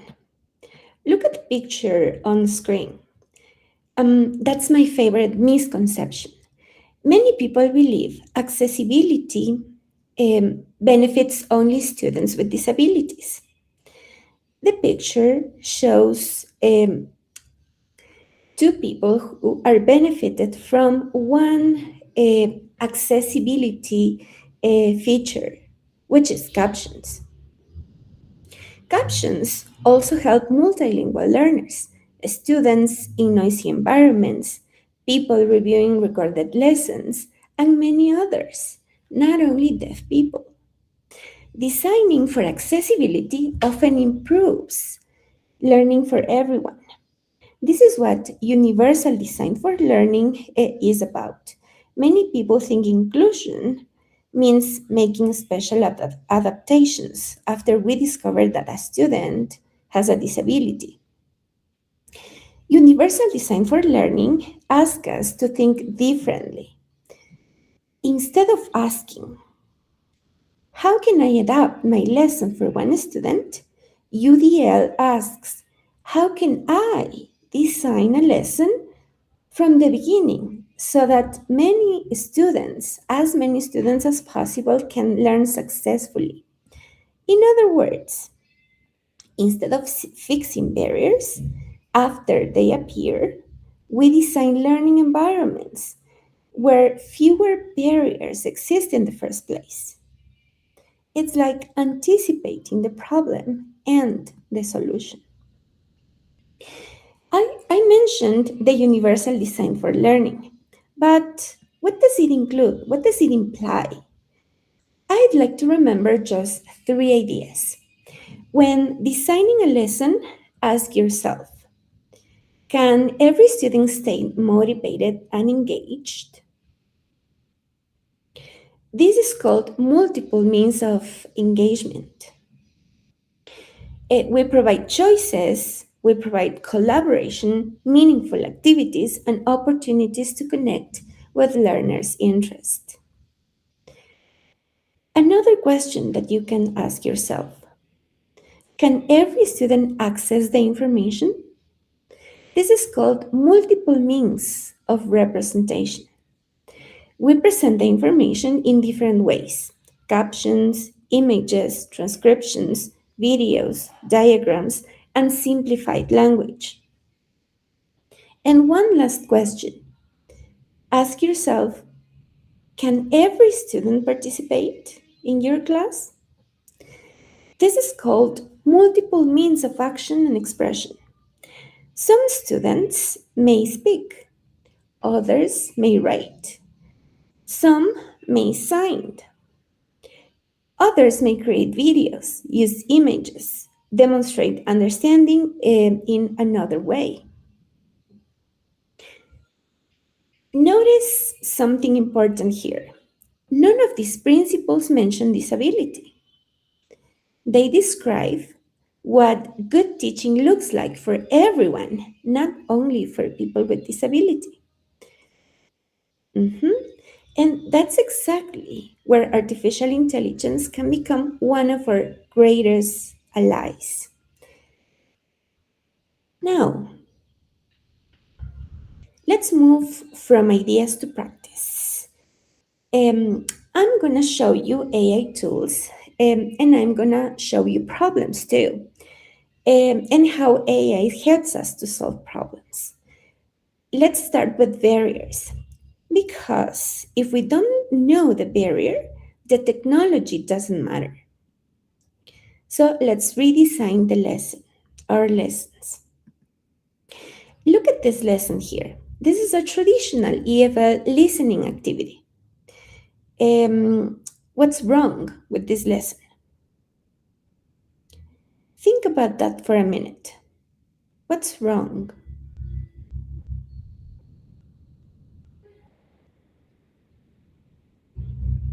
Some people say it's only audio. Or talking about disabilities, students can't hear. Or there are just a few visuals. And yes, you're right. That leads us to barrier number 1. I'm going to start with this because, as I told you, if we don't know the barrier, technology doesn't matter. Let's begin with one of the most obvious barriers here. In an online class, for example, imagine that you're attending a live English lesson, but you cannot hear what your teacher is saying. That's something that we can easily solve by adding closed captions. One of the simplest ways to reduce these barriers is by enabling live captions in all of the programs that you can use them. For example, what you're looking at on the screen is a PowerPoint presentation. And yes, you can enable live captions just by clicking on that button. And that's what I am going to do right now. As you can see, if you enable closed captions, artificial intelligence is going to generate the subtitles or the captions automatically. You just have to click the icon. And that's this is PowerPoint. It's a PowerPoint presentation, which can be used in any class using a projector. Closed captions automatically convert spoken language into text in real time. This allows students to read what the teacher is saying as the lesson progresses. The same happens with Google Meet, the program or the platform that we're using right now in order to stream this conference. You can enable closed captions here, as you can see on screen, and automatic captions will appear. I'm not going to do that because I'm using the captions from the PowerPoint presentation. But I'd like to highlight that this feature is already available in many platforms we use every day, not only in PowerPoint presentations, but also in Google Meets. You can use them in Zoom, which is called closed captions also, and they can be enabled either automatically or manually, depending on the account settings. In Microsoft Teams and several other video conference platforms offer similar accessibility features. In other words, many teachers already have accessibility tools available. They simply may not be using them. But now some of you may be thinking, this is wonderful for online classes, but I teach face-to-face. And that's an excellent point. Remember, captions are not the principle. The principle is providing multiple ways to access information. Universal design for learning doesn't tell us to use a specific technology. It asks us to think about how students receive information. In an online class, captions may be best solution, but in a face-to-face classroom, we can achieve the same goal in many different ways. For example, while I'm explaining a concept, I can simultaneously write the key ideas on the board. Students are now receiving the information through speech and text. Or another example, I can project visual organizers or infographic while I explain. Students now have audio, images, and text. Another example, before starting a listening activity, I can give students the key vocabulary and important context or the script. That reduces the cognitive load before they even hear the recording. But look at the platform that we have on the screen. This is a really useful platform that allows you to have or transcribe the audio to text. The only thing that you have to do here is to upload a recording that you already have. For example, the tracks from your book, the book that you're using, and simply click on upload, and it will automatically generate the text. Or you can record the audio. You can speak clicking on this button that says record audio, and then you will get the text automatically, as you can see here. If you want the link to this platform that uses AI in order to transcribe the text, the speech to text, you can scan this QR code. It will lead you directly to that platform, to that website. And it's free for everybody to use. Now, barrier number 2. What happens if a student says the language is too difficult? Or there's a class where the language is actually too difficult for students. This is something that many students face, not only deaf or hard of hearing students. Sometimes the greatest challenge isn't the concept we're teaching, it's the language we use to teach. Think about your own classes. How often do you have students say, I don't understand the instructions? The reading is too difficult. There are too many unfamiliar words. In these situations, the learning objective isn't the problem. Language is.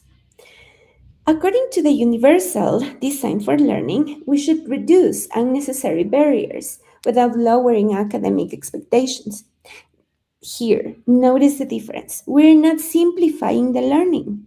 We are simplifying the access to learning. This is where AI becomes incredibly useful as a teaching assistant. Instead of spending 30 minutes rewriting the text by yourself, AI can adapt it in seconds while preserving the same learning objectives. Let's see how this works. As you may have heard before, there's prompt engineering in order to get the best prompts for doing the activities. And I have an example prompt for this particular task. This is called Language Accessibility Designer. You will see here the beginning of the prompt, and I will give you at the end a prompt library where you're going to find all of these prompts for you to use. By applying this prompt, notice that I'm not asking AI to create a new lesson. I'm asking it to preserve the learning objective while removing unnecessary barriers. That's exactly what Universal Design for Learning encourages us to do. And let's apply this in ChatGPT or Gemini or any other AI tool that you feel comfortable using. Let's use Gemini. Gemini provided this beautiful lesson for you to show your students. Look at the examples. Let's see here. Please analyze the dialogue and infer the customer's intentions. So the dialogue is really accessible for students to understand. Also, the visuals that you get with this prompt are going to help us and also students to understand better With this adaptation, students will be able to understand the language, which is not going to be difficult for them anymore. We haven't lowered the expectations here for students. Only the language became more accessible. Accessibility doesn't mean making learning easier. It means making learning understandable. And when students understand the language, they can finally focus on what we actually want them to do. Now, let's move on to barrier 3. Barrier 3. I don't understand the vocabulary. As language teachers, we've all heard this. And our first instinct is to often translate the word into Spanish. But vocabulary is much more than translation. Students understand new words better when they can see them, connect them with prior knowledge, and also use them in context and interact with them in multiple ways. Universal design for learning reminds us that learners access information differently.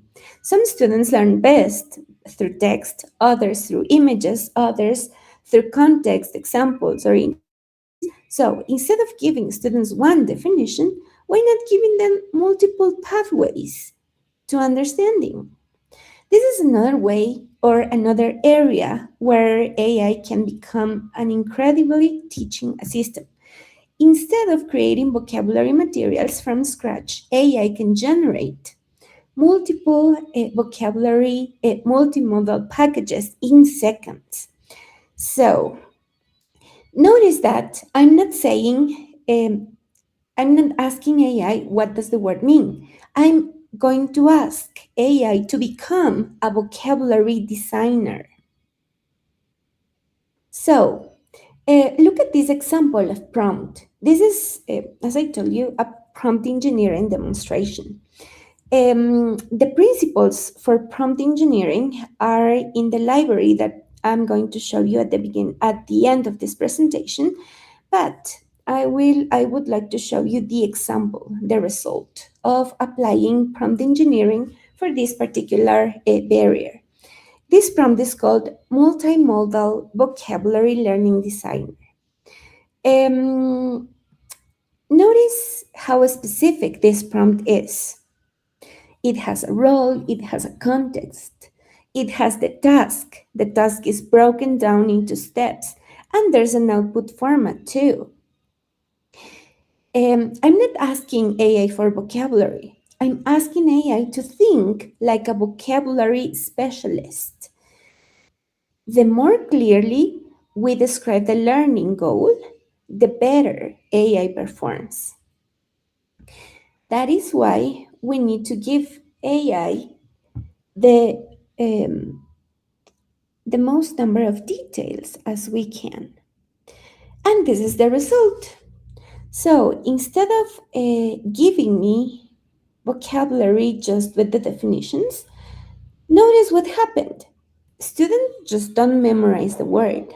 They see it, they use it, they connect it to real life, and then they remember it. Vocabulary learning should not end with definitions. It should begin with understanding. AI helps us remove from simply teaching words to really helping students use those words or to own those words. Barrier number 4. I missed the class. Let's think about this barrier. How many students have you had that say this specific problem? For example, they say, "Teacher, I wasn't here yesterday." Or, "Could you explain everything again?" Or perhaps you've been that student yourself. Well, traditionally, that means repeating the entire lesson. But today, AI gives us another possibility. let me introduce you to Notebook LM. As you may have seen, Notebook LM is different from many AI tools. Instead of answering questions from the internet, it learns from your material, from the material you give to students. It learns from your lesson, your slides, your transcript, or your documents. It becomes an AI study partner that is built around your own course. But how does it work?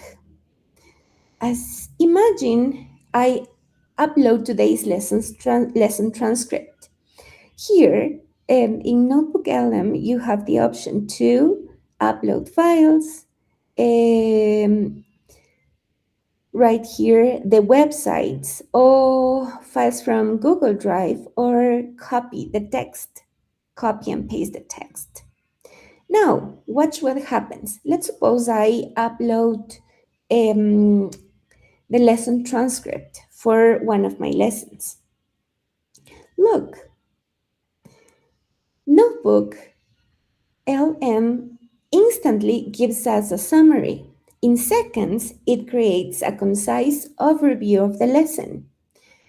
It gives us frequently asked questions, generates a study guide. Instead of creating the revision materials manually, they generate it automatically. And you have here a studio with all of the options. It generates timelines or key concept depending on the material, of course. So the lesson hasn't changed. The learning objective hasn't changed. What changed was access to the learning. This isn't only useful for deaf or hard of hearing learners. It also supports students who weren't in class, students studying for exams, multilingual students, students who process information more slowly, students reviewing after class, students who simply need another explanation. Instead of asking teachers to repeat this lesson, AI helps the students revisit the lesson independently. That empowers learners while giving teachers more time to teach. Another barrier, I don't know sign language.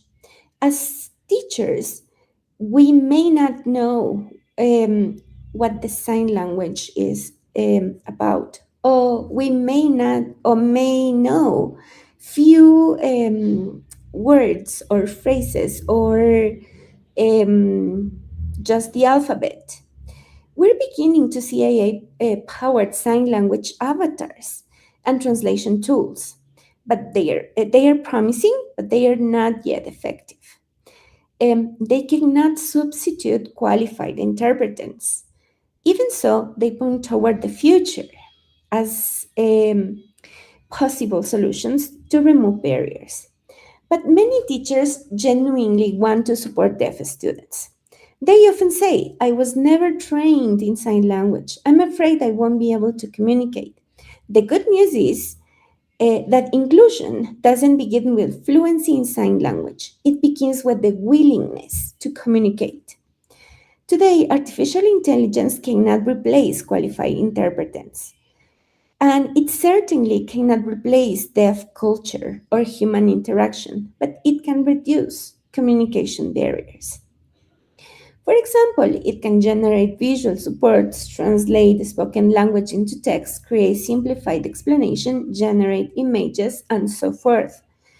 If you show universal design for learning reminds us that communication should never rely only on one channel.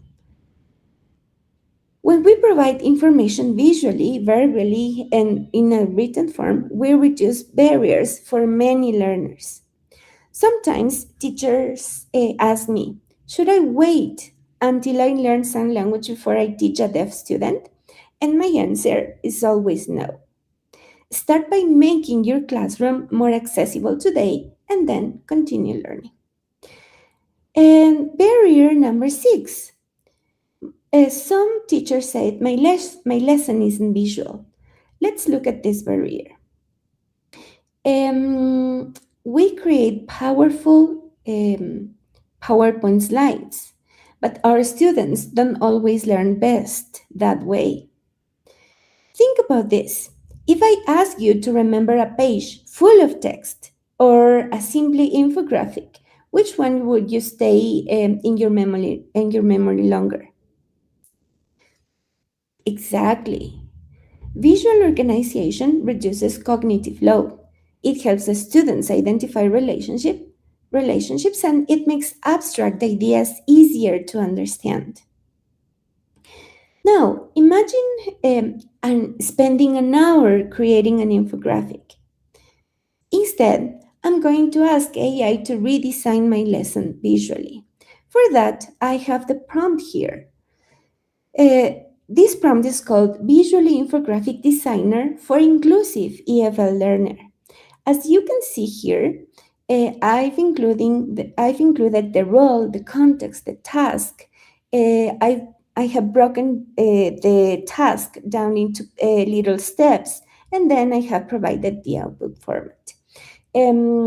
This prompt is going to be provided to you at the end of this presentation in a complete way in the prompt library that I'm going to show you.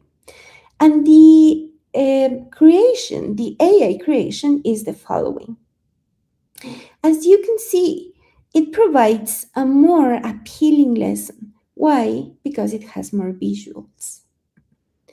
So, one lesson, 6 barriers removed. Let me walk you through the things that have been enhanced. Captions, visuals, glossary, transcriptions, summary, comprehension support. How long do you think this redesign took? 1 hour? 30 minutes? No, about 5 minutes. Now, I want you to think about this question. Which barrier exists most often in your classroom?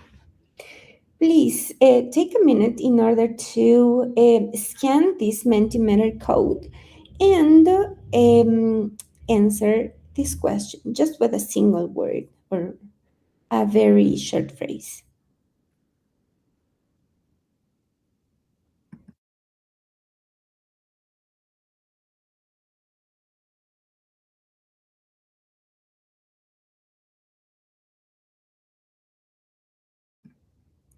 Thank you. Yes, I see some people say participation, motivation, listening, vocabulary, reading, assessment. Very good. So, notice something? Most of these barriers are not unique to deaf learners. They are barriers that many students experience. That's why inclusive design benefits everyone. And now I'd like to challenge you to redesign a lesson yourselves. So this is just a demo checklist, the AI tools that we have been discussing through this conference. But if AI disappeared tomorrow, what accessible practices would you continue using? So this shifts the focus back to pedagogy. AI is not the innovation. Inclusive teaching is. AI simply helps us to do it better. Now it's your turn. So far, I've shown you what AI can do. Now, I'd like you to show what you can do. I'm going to give you a challenge. Accessibility makeover challenge. Can we remove the barriers? So try to think about a lesson that you can redesign in 3 minutes. Look at this lesson over here. Some people would say it looks a perfectly normal lesson. But what barriers do you see?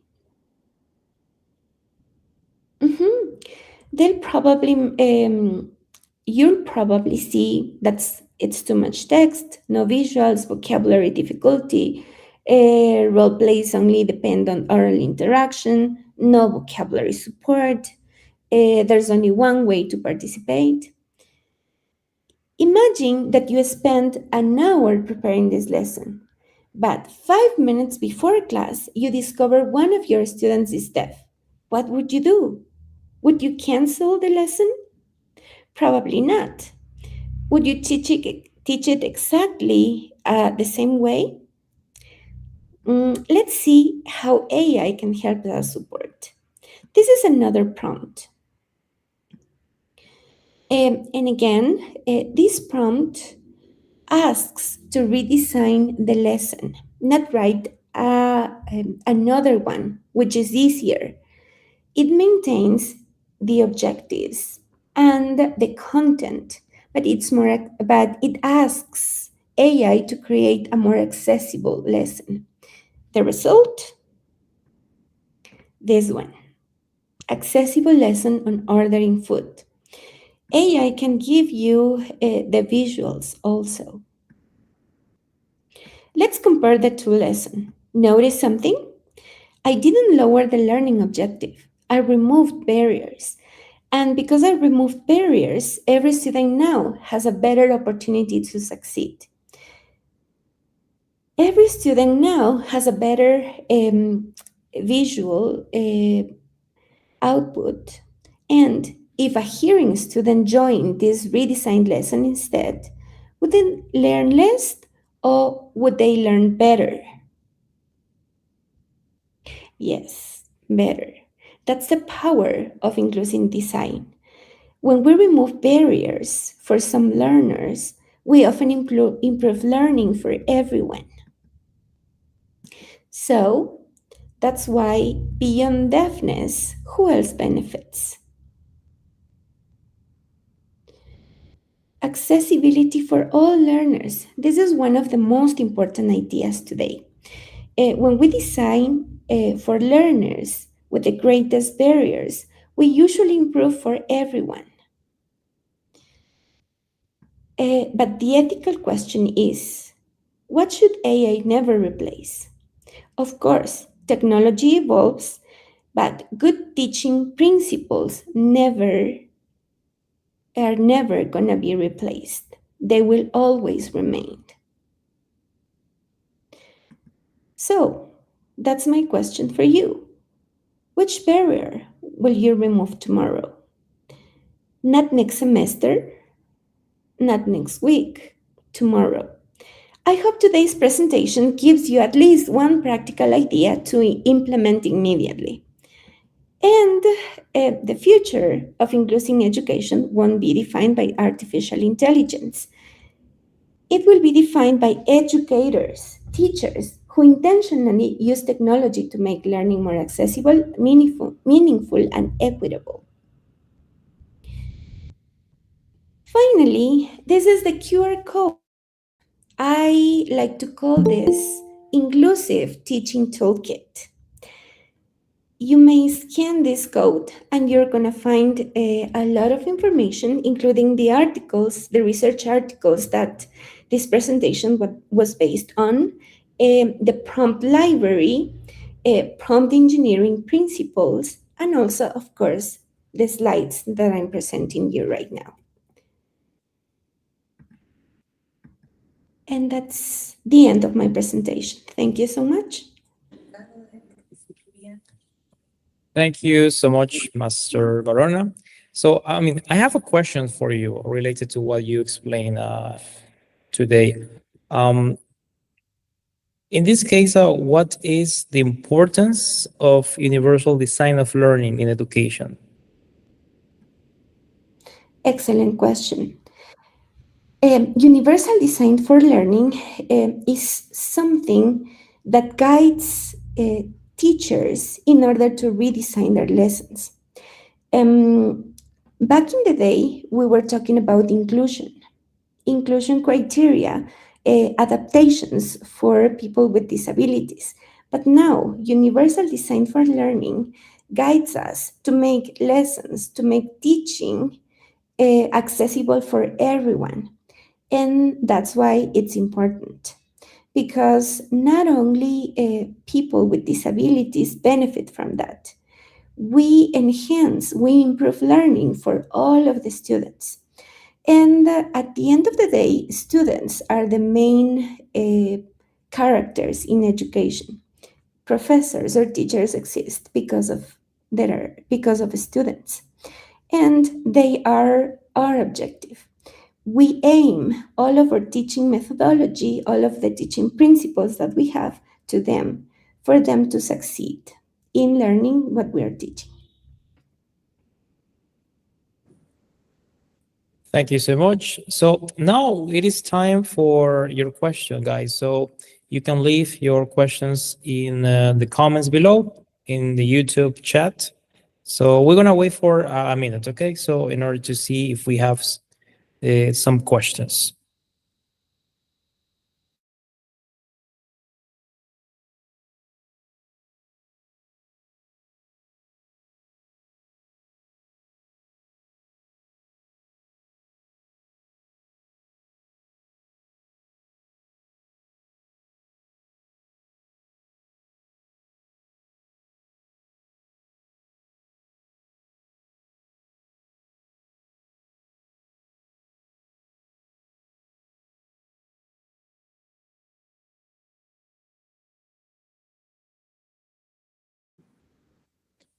So by now, only reactions, positive reactions, by the way.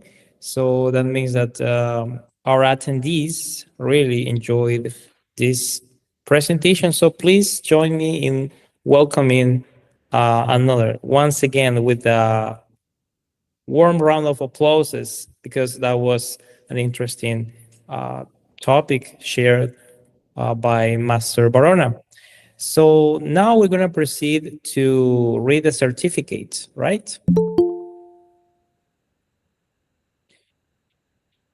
All right, so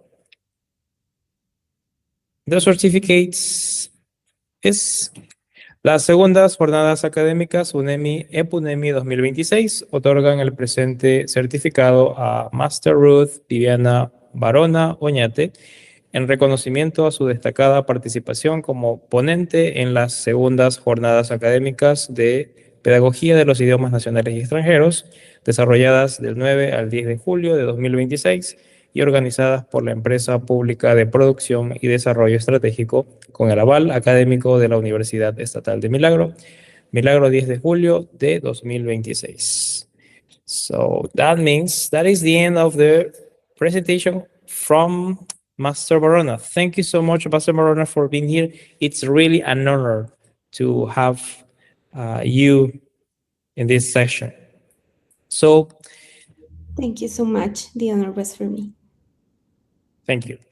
So now we have a time for break, right? So we're gonna have a break for 15 minutes. We're gonna be back at 6:35. So just relax, get stretches, and we're gonna be back, right? So let's wait for 15 minutes, and we're going to start with the next presentation in 15 minutes.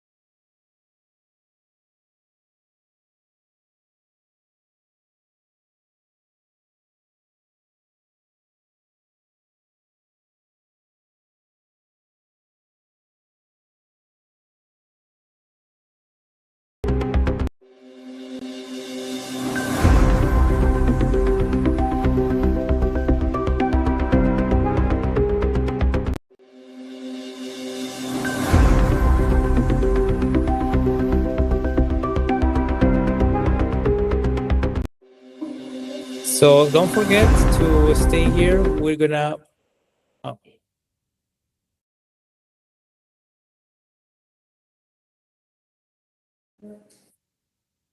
So don't forget to stay here. So we're gonna continue in some minutes. We are in the break.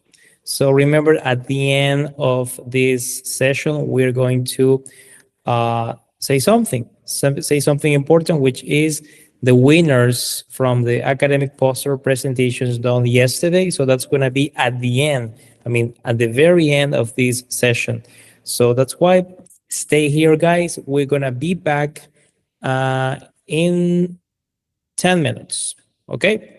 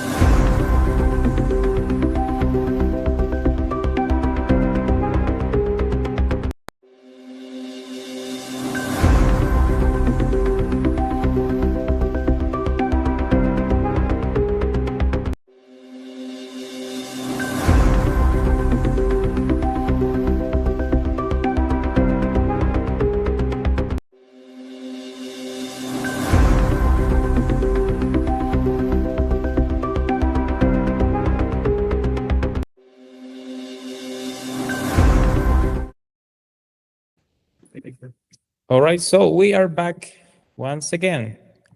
So, I mean, very important information, guys. Try to stay active in the chat. I mean, through YouTube, because the students that will have an active participation, I mean, sharing your thoughts, your ideas, reactions. So they will be part of a specific kind of activity at the end. So you will receive a prize, yeah, which is the university. I mean, sorry, two jackets, yeah, two jackets from UNEMI. So that is why stay active in the chat on YouTube, right?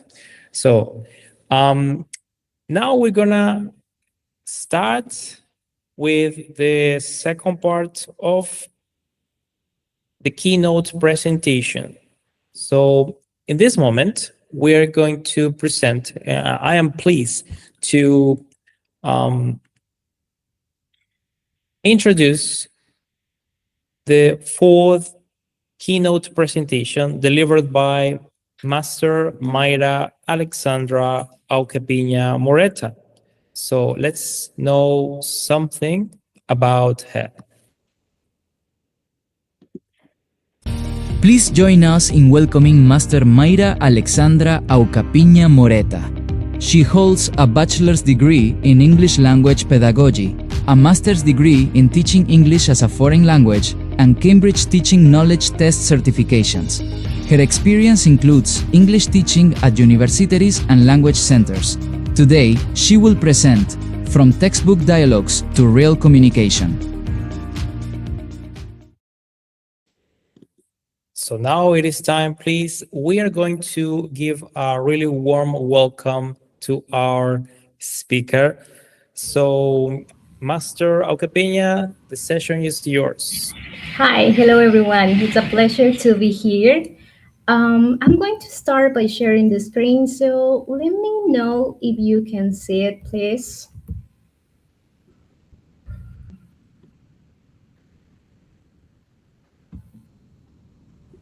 Yeah, right. it is clear. Can you see it? Yeah. Okay. So I think it's there, right? Can you see? Yeah, it is clear. Okay, so hello everyone. It's a pleasure to be here with future English teachers, colleagues, and teachers. And thank you very much to la Empresa Pública de Producción de Desarrollo Estratégico de la Universidad Estatal de Milagro. And I hope you enjoyed this presentation. All right, so I'd like to start with a very honest question. What is that English topic you secretly do not enjoy teaching? I guess everyone has one. And in the chat, I'd like you to share that topic. That could be, for example, the routine, the present continuous, technology, any topic that you don't like teaching if you are a teacher, or if you're a student, I'd like you to share a topic that you don't like maybe learning, okay? So come on, we all have one, and I'm going to count from 1 to 15, so you share your answers with me, please. I'm reading the chat, the YouTube chat, so please share it. Don't be shy. 1, 2, 3, 4, 5, 6, 7, 8. An easy one. Just one word or two words. 8, 9, 10, 11, 12, 13, 14, 15, 16. Okay, I got some answers that says the phrasal verbs. Well, that's typical, yeah. The passive voice. All right, passive voice. Subjunctive. Wow, that is a tricky one. Phrasal verbs. Very good for sharing your answers. Nice. Okay. And I want you to pay attention to something, right? There are some moments when both teachers and students don't fully connect with certain topics in the book. And you know what? That is totally okay. That is part of the teaching and learning process, right? And I'd like you to make another question. What is that? What is the activity that students will remember more? Activity number 1, in which you give students a picture and they have to ask and answer questions using the present continuous. Or activity number 2, where you give students a situation where they imagine that they are seeing something suspicious and they call a friend and they gossip. Yes, I'm saying they gossip about that and describe what is happening. So they are using the present continuous too. So what do you think? Activity number 1 or activity number 2? Just write the number in the chat, 1 or 2. I'm going to give you 10 seconds again, please. 1, just 1 or 2, just the number. 1, 2, 3, 4, 5, 6, 7, 8, just the number. 9, 10. All right, so let me check the chat. I guess, okay, yes. Ginger says number 2. Valeria says number 2. Okay, Rebecca says, oh, love gossip. She loves gossip. Okay, so very good. Yes, activity number 2, right? And I like you to pay attention to something. You know, grammar is exactly the same, but the experience for the students is completely different. Language here has a different purpose and it has a different impact, right? And when I compare these two activities, I realized something. Students engaged and motivate when they have a real activity to do. And when we develop meaningful activities, that is what students will remember. And I have developed some activities using real-world scenarios. And I am here to share with you how they work. So, my name is Mayra Ucapiña, and I am representing ICAM University, Universidad Regional Amazónica ICAM, located in Tena, yes, in the middle of the jungle. And today, I want to talk about how task-based real-world scenarios transformed textbook dialogues into meaningful communication experiences in my classes. This presentation is not only about theory or research findings, but it's about experiences, students, communications, and how we as teachers can transform even simple speaking activities into meaningful opportunities for students. So, are you ready? I guess yes. Okay, let's get started. Most of us have used these activities, that are proposed in textbooks, right? The speaking activities. And let me tell you something. There is nothing wrong with them. They help students to develop accuracy, and they give students opportunities to practice grammar, right? For example, we usually have activities such as complete the textbook, complete the chart, complete the role play, create a role play, and they are very useful to develop and build accuracy. And as teachers, we should implement them in our classes. However, at some point, I realized that those activities sometimes are not enough to improve speaking motivation. And that was why I started asking myself, should they be the final goal of a unit? Or should they be just starting points? So that is an interesting question, right? And for me, those kind of activities became starting points. And that shift completely changed the way I teach speaking lessons, right? But that doesn't mean that we need to abandon textbooks. No, we don't need to create curriculums or we don't need to create new syllables, but we need to transform those activities into opportunities for meaningful communication. But okay, Teacher May, how can we do that? Well, we can take or use the same grammar and vocabulary and place it into a real life situation. Yes, a real life situation that students actually face in real world.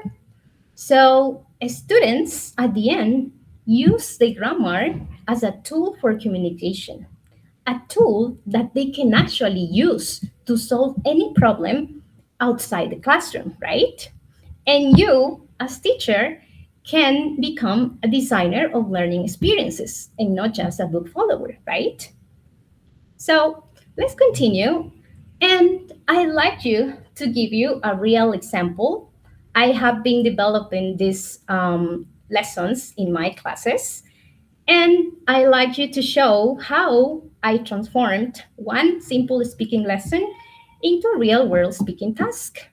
So, at this point of the syllabus of level 3, we were checking the grammar wish plus past simple to talk about unreal situations in the present, right? And the activity proposed in textbooks was that the students have to write down some wishes, and then they have to ask suggestions in pairs about how those wishes can come true, right? Was a nice activity, actually. Students could practice accuracy and they talk to their classmates.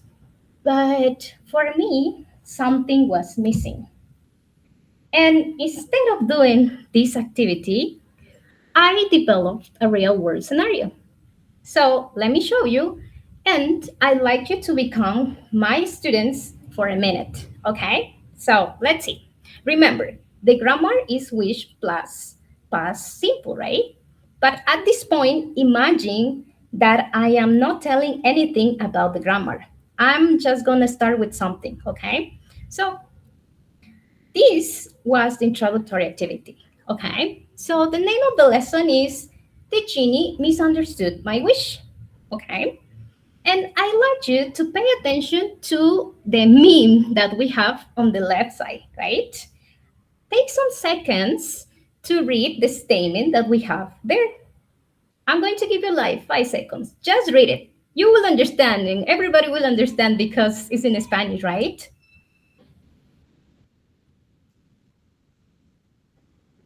Okay, this statement says, yo jugando al fútbol con la pulga y el bicho porque el genio malinterpretó mi deseo.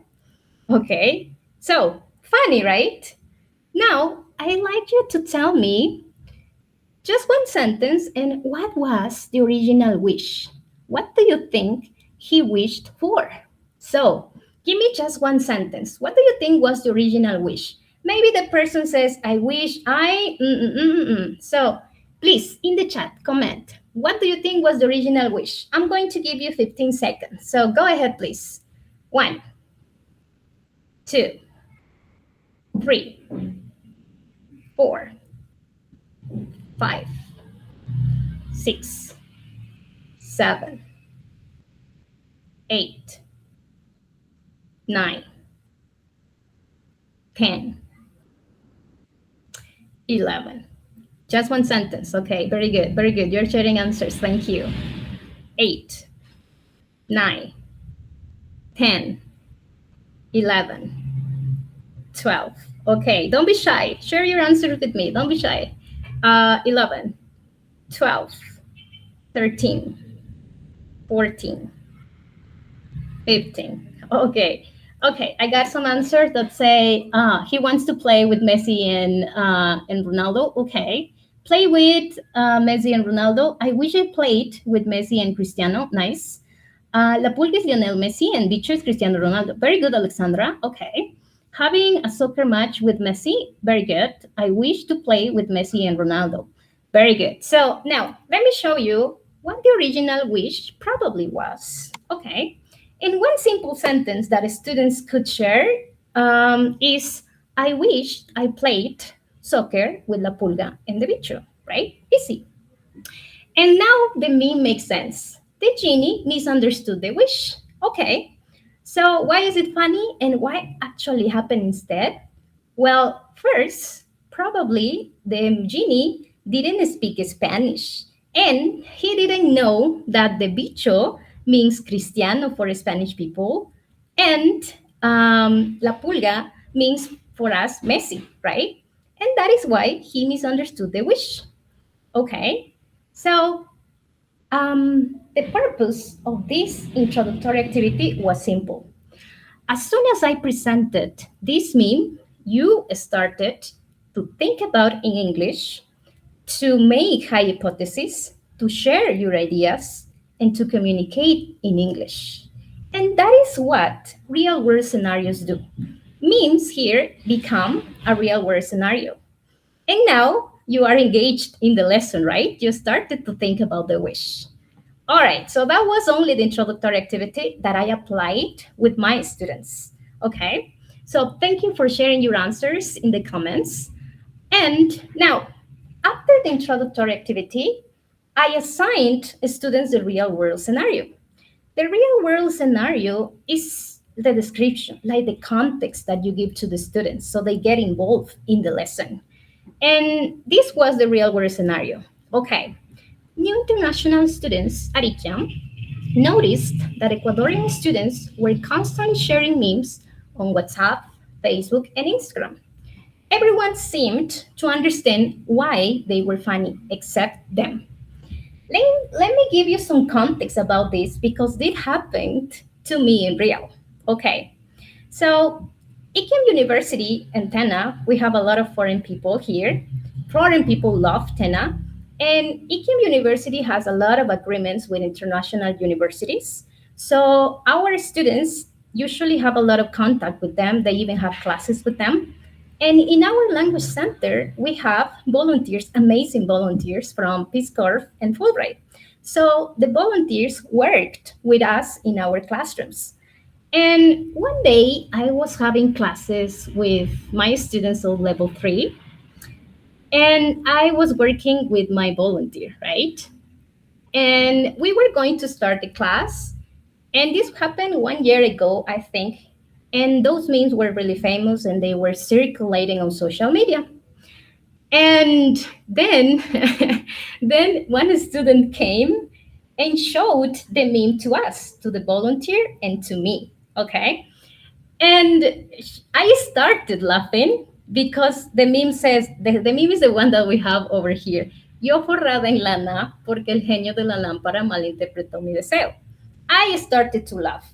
My student started to laugh. All the students started to laugh, right? But the volunteer didn't.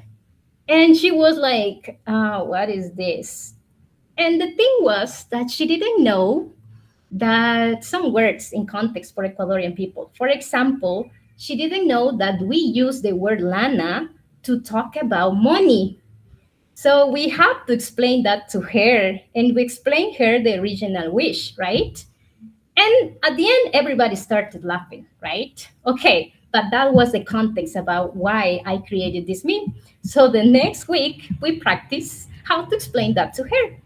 And that is why I created this scenario. That makes sense, right? Okay, so here we have the context, right?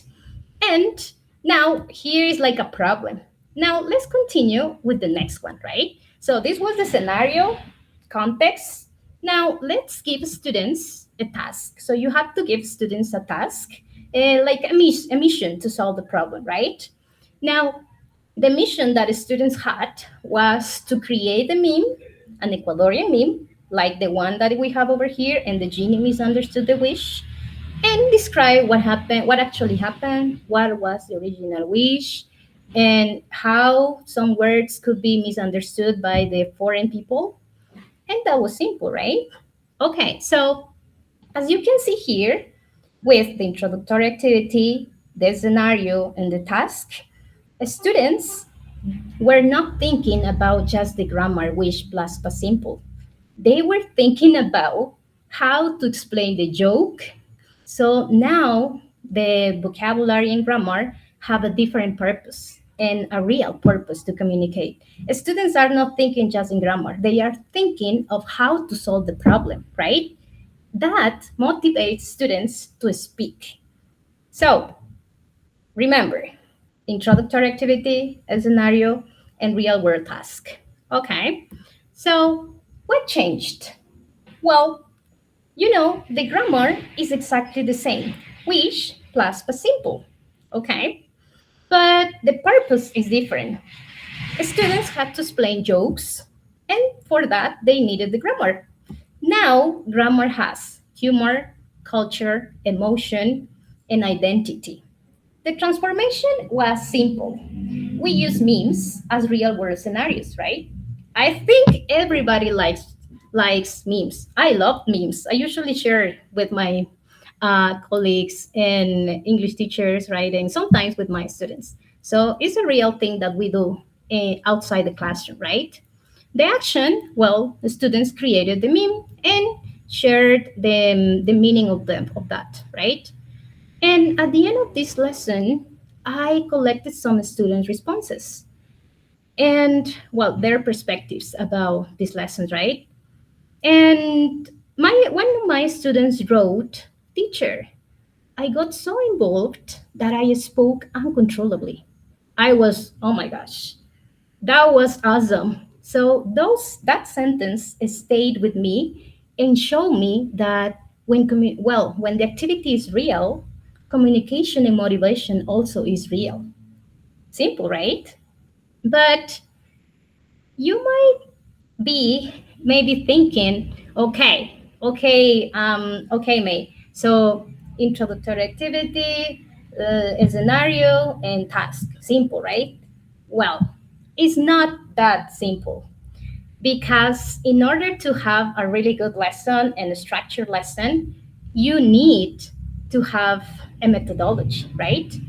And these lessons are based on the methodology of task-based learning. And task-based learning developed by Willis in 1996, right?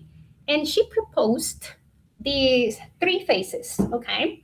So we have pre-task, task cycle, and language focus. So we have three phases during your speaking lessons.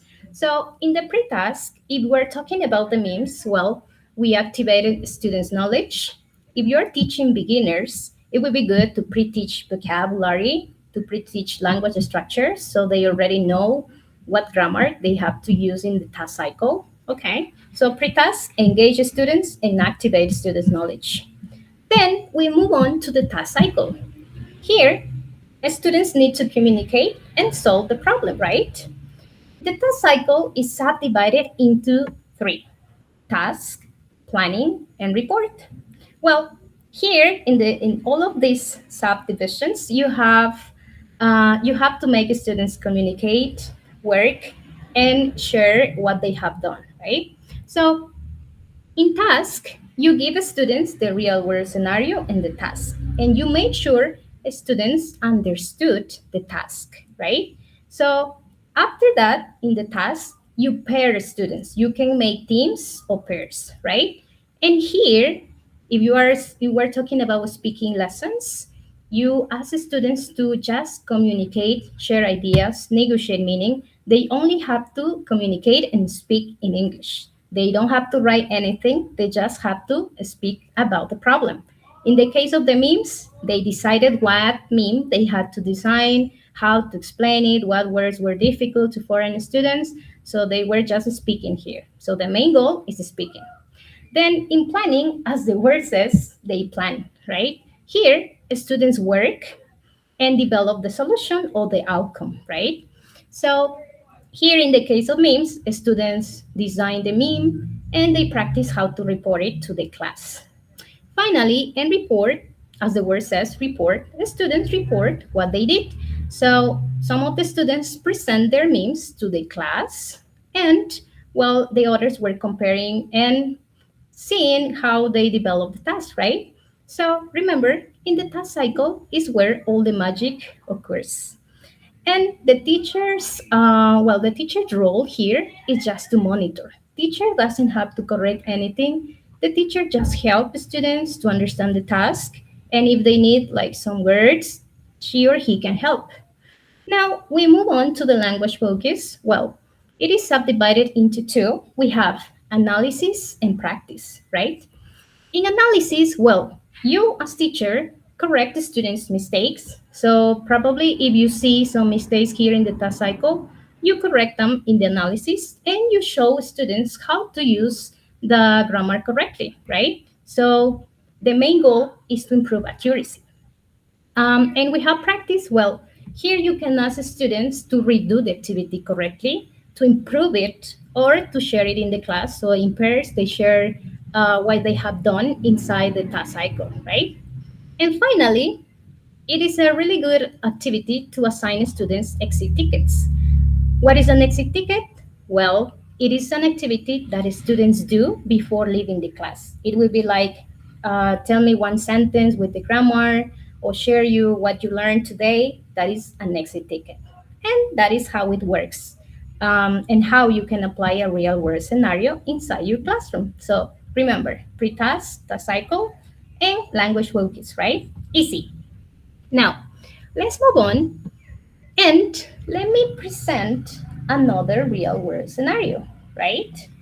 So this scenario was especially designed for my students of level 1, beginner students. And we were checking the present continuous. And this scenario came to my mind because when I entered to my classes, students were speaking a lot, speaking and speaking. And they used to say, "Teacher, would you like to know some gossip?" And I say, "No, in English, please." And they, every single class that I entered, they used to say that. And that is why I realized that students love, they love gossiping, right? And yeah, so I created this scenario for them. And the scenario was called The Best Gossip Ever. And this is the context that I gave to my students. You see a friend doing something interesting, suspicious, funny, or romantic. You call your best friend to gossip and describe what is happening at that moment, right? The task was that students have to pretend that they call their friends, so they speak and they imagine that they are reporting the gossip. So the friend reacts, asks questions, and continues the conversation. Okay?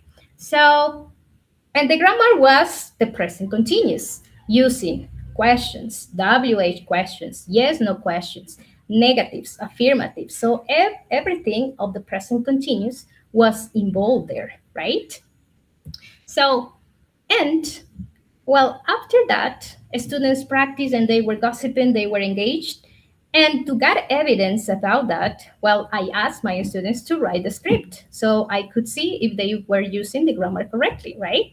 And I have one evidence of my students here. Let's see what it says. It says, "Hi, I have some gossip for you. Tell me." Jonathan is one of my students, okay? Jonathan is eating lunch with a girl. What are they doing now? They are holding hands now. Oh, where are they eating right now? Okay, they are eating in the Tortuga restaurant. Well, here in Tena, there is a famous restaurant called Café Tortuga. So they are also using their own context, right? And another question that we have is Jonathan taking photos? No, he isn't. Are they kissing now? And it finished with yes, they are.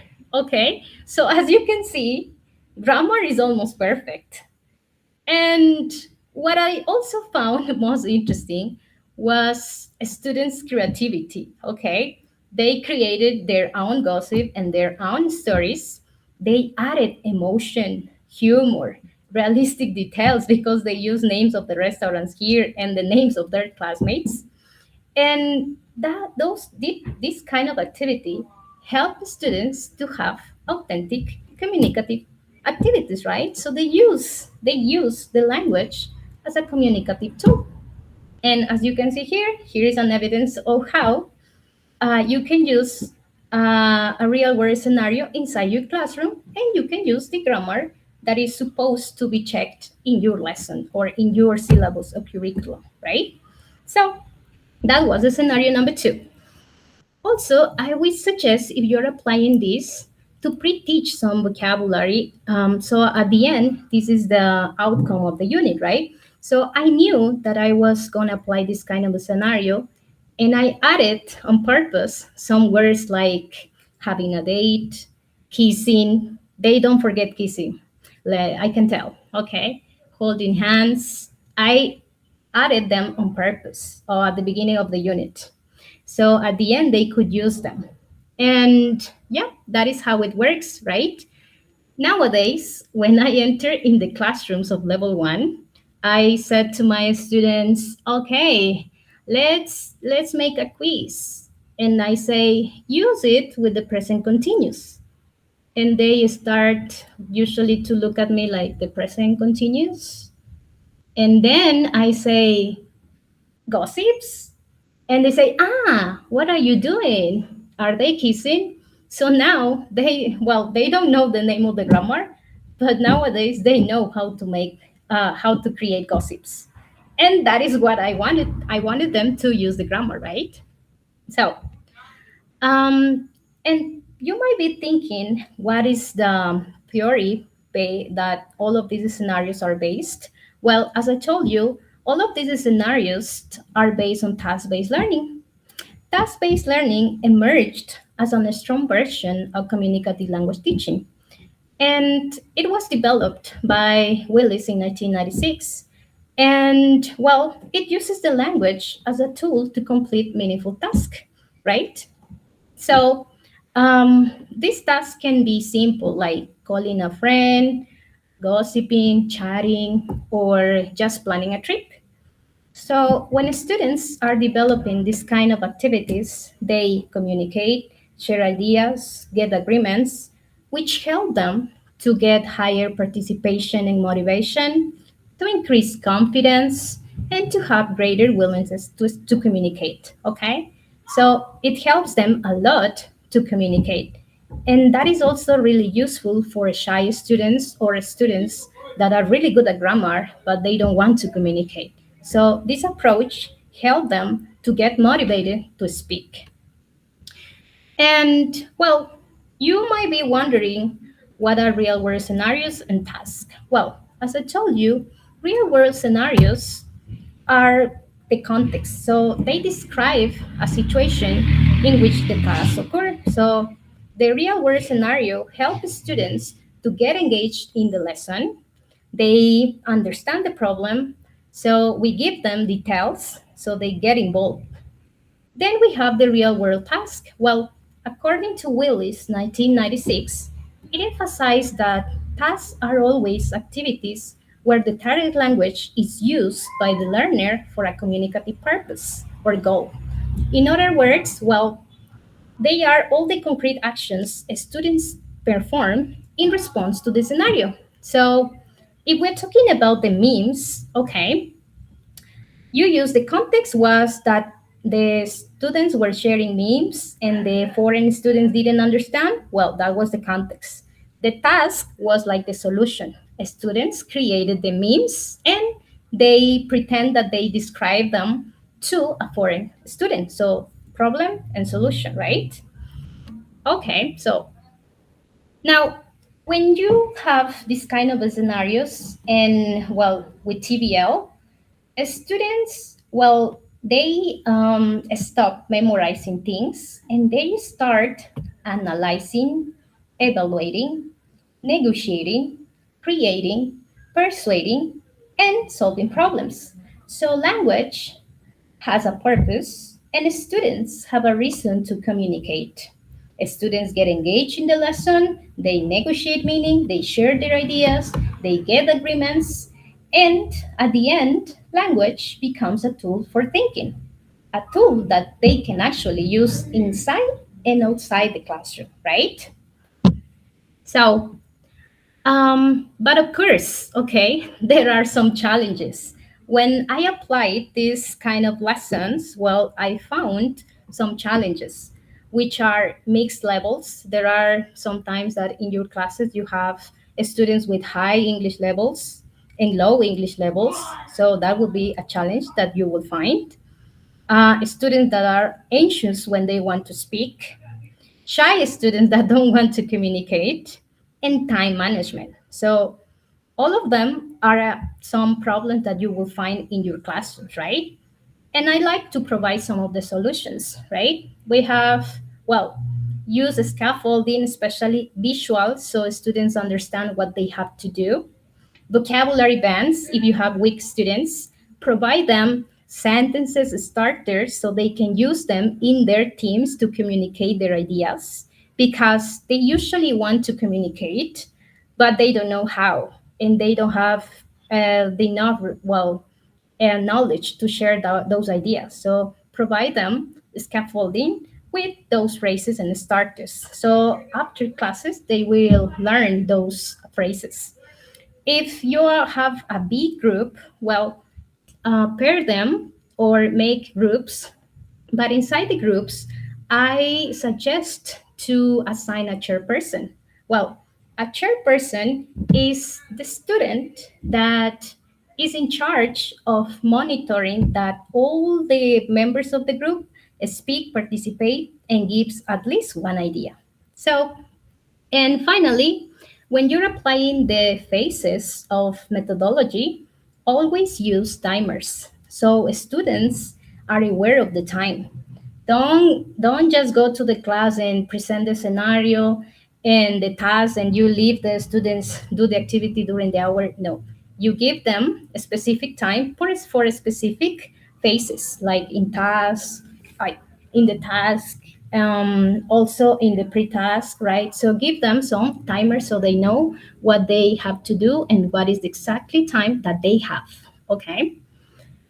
And well, all of these lessons were part of a study that I did in my university.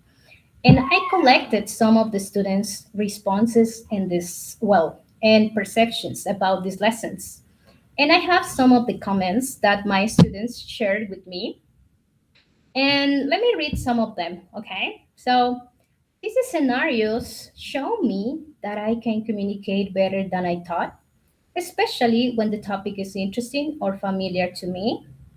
Another student said, talking with a partner made me feel more confident and allowed me to practice without so much pressure. So, as you can see here, students perceive tasks as useful and connected to their daily life, right? So, English become practical rather than like a subject that they have to pass, because usually students see English just a subject to be passed or to get graduated, right? But when you use this kind of scenarios, they feel real for the students, so they start to speak. Now, another conclusion that we can get from this kind of scenarios is that when you use them, students feel more confident, they feel less nervous, they are less afraid of making mistakes, which increase their motivation and also improve and gives the students a supportive environment where they can communicate and share ideas. And the most important is speaking English, right? So yeah, with that being said, I'd like you to leave with some points. So, first, use meaningful real world scenarios. Next time that you are thinking about doing a speaking activity, don't think about just the grammar. Think about what the scenario you can use in your classrooms, something that you do in your daily life, something that students love. Just think about that, right?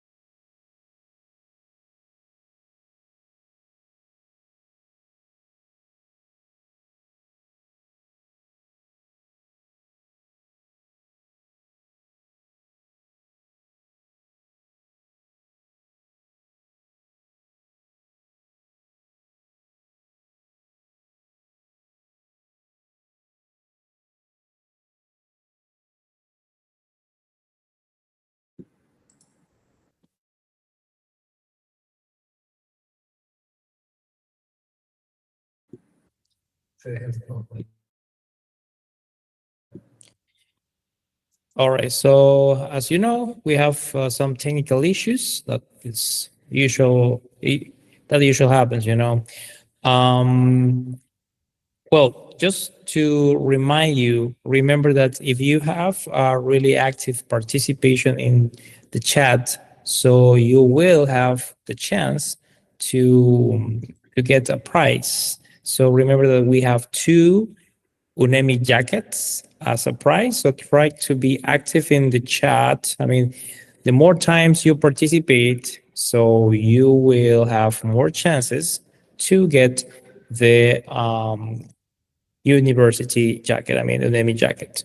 So don't forget something as well. So at the end of this session, we're going to announce the winners from the academic poster presentations done yesterday.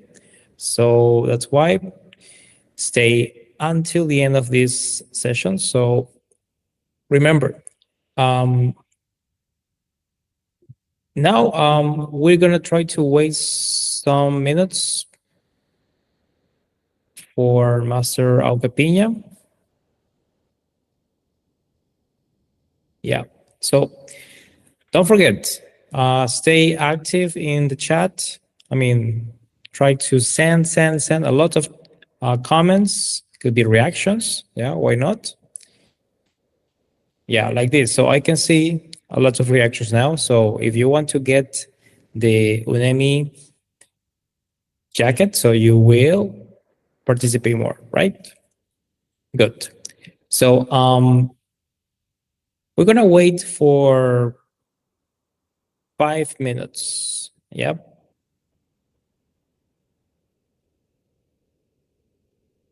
Just stay here. Don't forget. Stay here, and don't forget to interact. Okay?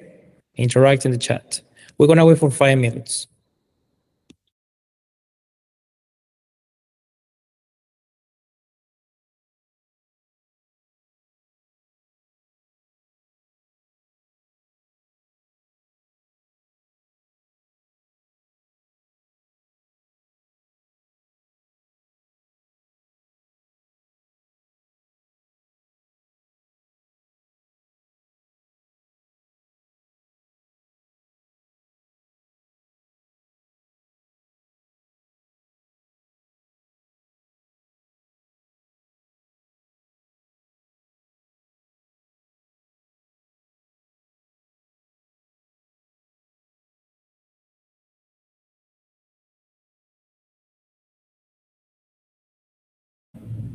Can you hear me now? Yeah. Can you hear me? Welcome. Oh, Welcome back. sorry, I got some technical issues. Stay here. Don't forget. Stay here. It happens. Yeah, it is okay. Okay, thank you. So now, Master Alcapina, so you have around 5-6 minutes. All right. Yeah. Right. Yes, I'm right. So, okay, I'd like to just to finish with the conclusion of this conference. I was saying, like, first, don't forget to use meaningful real-world scenarios, okay? So next time that you are thinking of develop a speaking activity, please think about the real-world scenario that you can use in your classes, and don't think about just grammar, okay? Number 2, give students a reason to communicate. Remember to let the students first, communicate their ideas, and later, correct feedback, right? Correct accuracy. And number 3, it would be good if you design experiences for your students that they will remember. All right. So, yeah, remember, you're the expert in your classes. Okay. So it's not necessary to change or to abandon the book. It's not necessary to create a curriculum or to change the syllabus of your classes. No, it's just to change the topic that probably is not so interesting for the students, and you develop a real good experiences for the students, right? And finally, don't forget to be kind, be funny, and most importantly, be real in your lesson. So that's it. Thank you so much.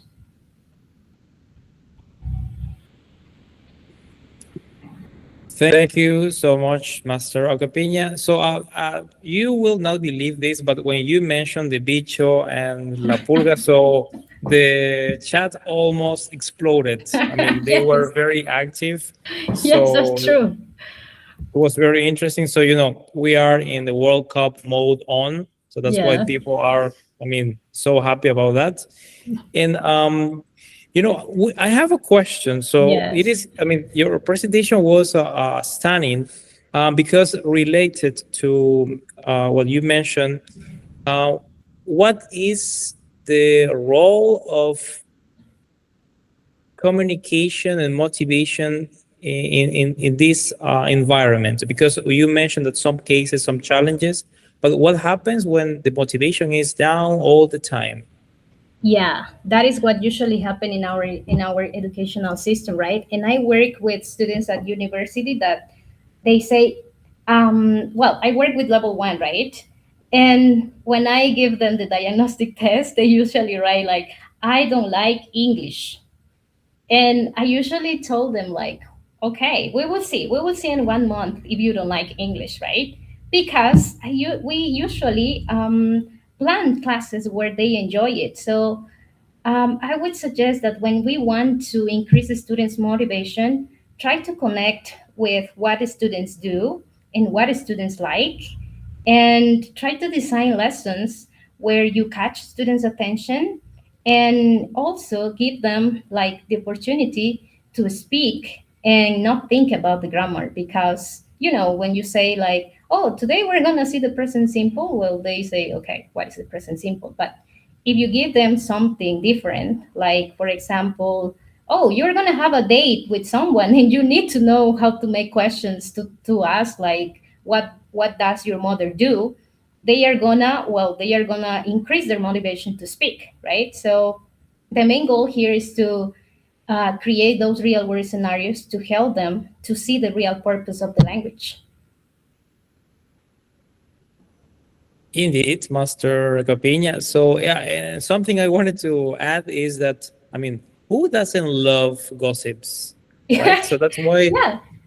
So people will be encouraged to participate, right? Yes, and that also is actually really funny because when I developed that unit, I started teaching them some chants like holding hands, having a date, kissing. That is a word they won't forget. Kissing, holding hands, watching the sunset. And I started the lesson by telling them some gossip, like pre-teach them what is the word gossip, right? And then with my volunteer, with Peace Corps volunteers was working with me, and we were like pretending that we are having a gossip, and we take the name of some student and say, oh, Jonathan and Julexis are walking in the lineal park. What are they doing? And then the students get motivated. And after I teach them, well, okay, in order to develop this gossip, you need to know this about how to create a good gossip. So when you give them that purpose and you give them a task, well, they get involved and they won't remember, well, the name of the grammar, right? But they will remember how to tell a really good gossip. And even you can do a project about that. I did a project with them. I sent them to record a gossip. So they were acting that kind of a scenario where they say, oh, I have some gossip. Manuel is working with Cecilia, and they were working. So it was really meaningful for them. And when I gave them the test, I say, okay, so remember, here is the present continuous. And they were like, teacher? And I say, okay. Remember, this is the gossip, what people are doing there at that time. And they say, teacher, well, you should tell that first. So yeah, that's the main goal of gossip, right? So students love gossip, especially the young ones.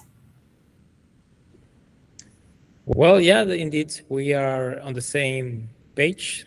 So now it is the time, for giving you the certificates for your participation, Master Oquipena.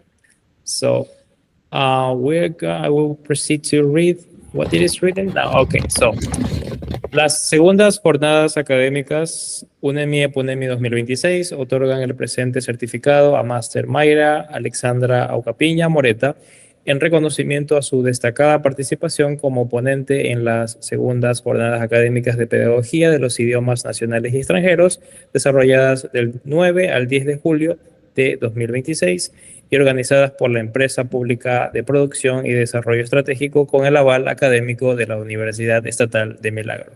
Milagro 10 de julio de 2026. Oh, thank you so much. It was a pleasure to be here. No, it was an honor to have you here in this session. So Okay. thank you so much. Thank you very much, Gary. Nice to meet you. Now it's time for the presentation number 5. That is the keynote number 5. So we're going to have the final keynote delivered by the teacher, Diego Daniel Pupiales Chicas. So let's give him a really warming round of applauses. Welcome here in this session. That is the second academic conference of English. Please join us in welcoming Bachelor Diego Daniel Pupiales Chicas.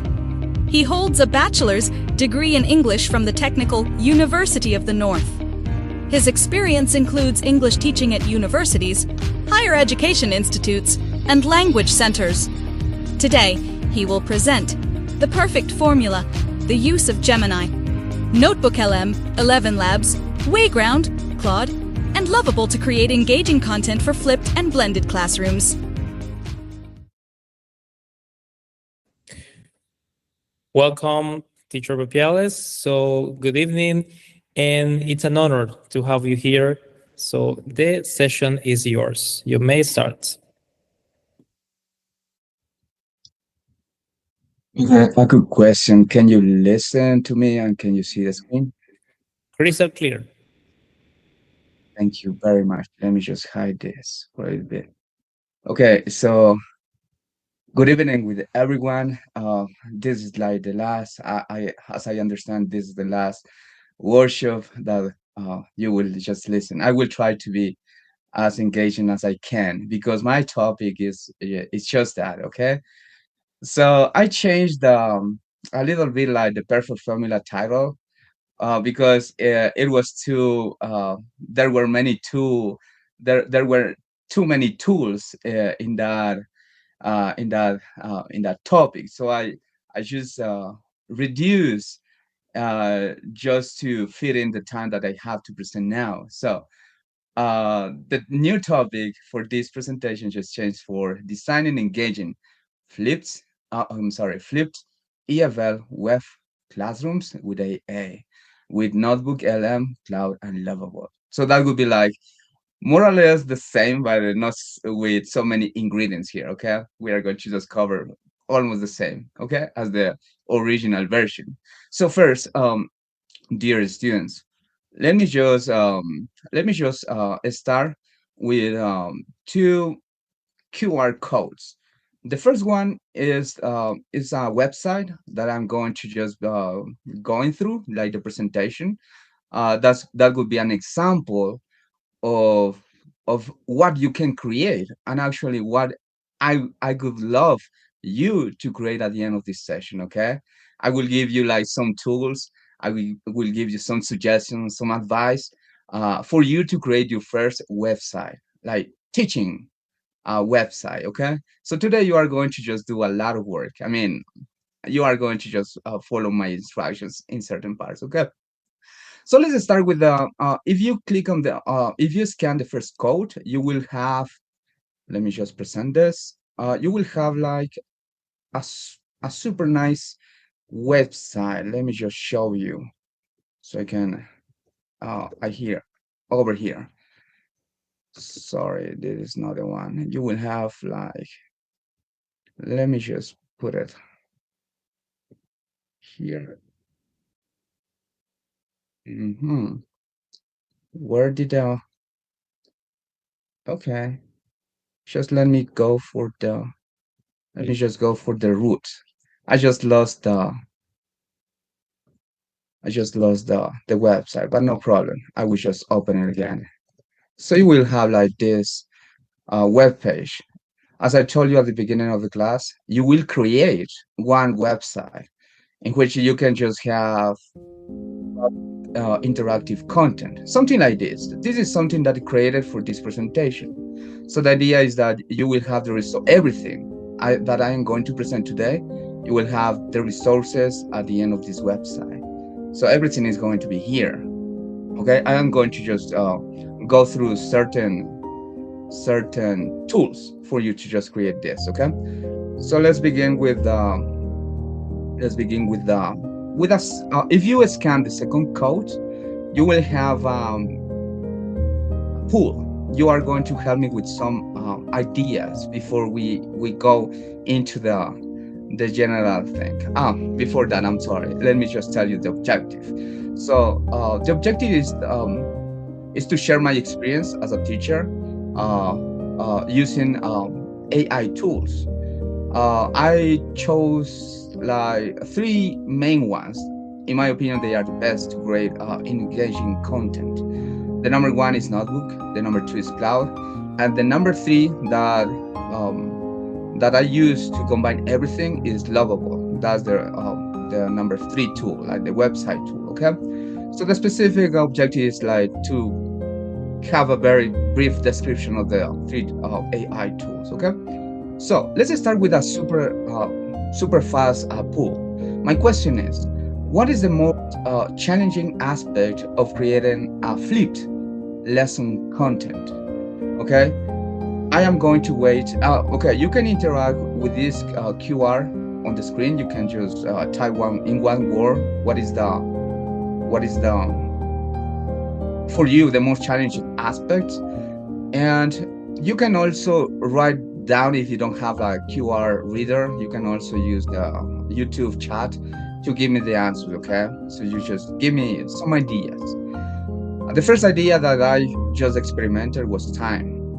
Like the most challenging for teachers when we want to create like interesting, engaging content is time, because teachers are extremely busy people, and sometimes we don't have time to how can I say it, to start creating um like slides, or like sometimes like videos or tutorials for the students. So then is when I just decided to try some artificial intelligence tool to reduce the time, to reduce the how can I say it, the teacher process of doing that. Okay, so I am going to wait for you some ideas. So just you can just type at the answer. Okay, you can just type it. It's going to be fine. This is okay. So you can just type in your opinion, what are the most challenging aspects to create a fifth classroom? Like for example, it can be like the technological literacy, maybe.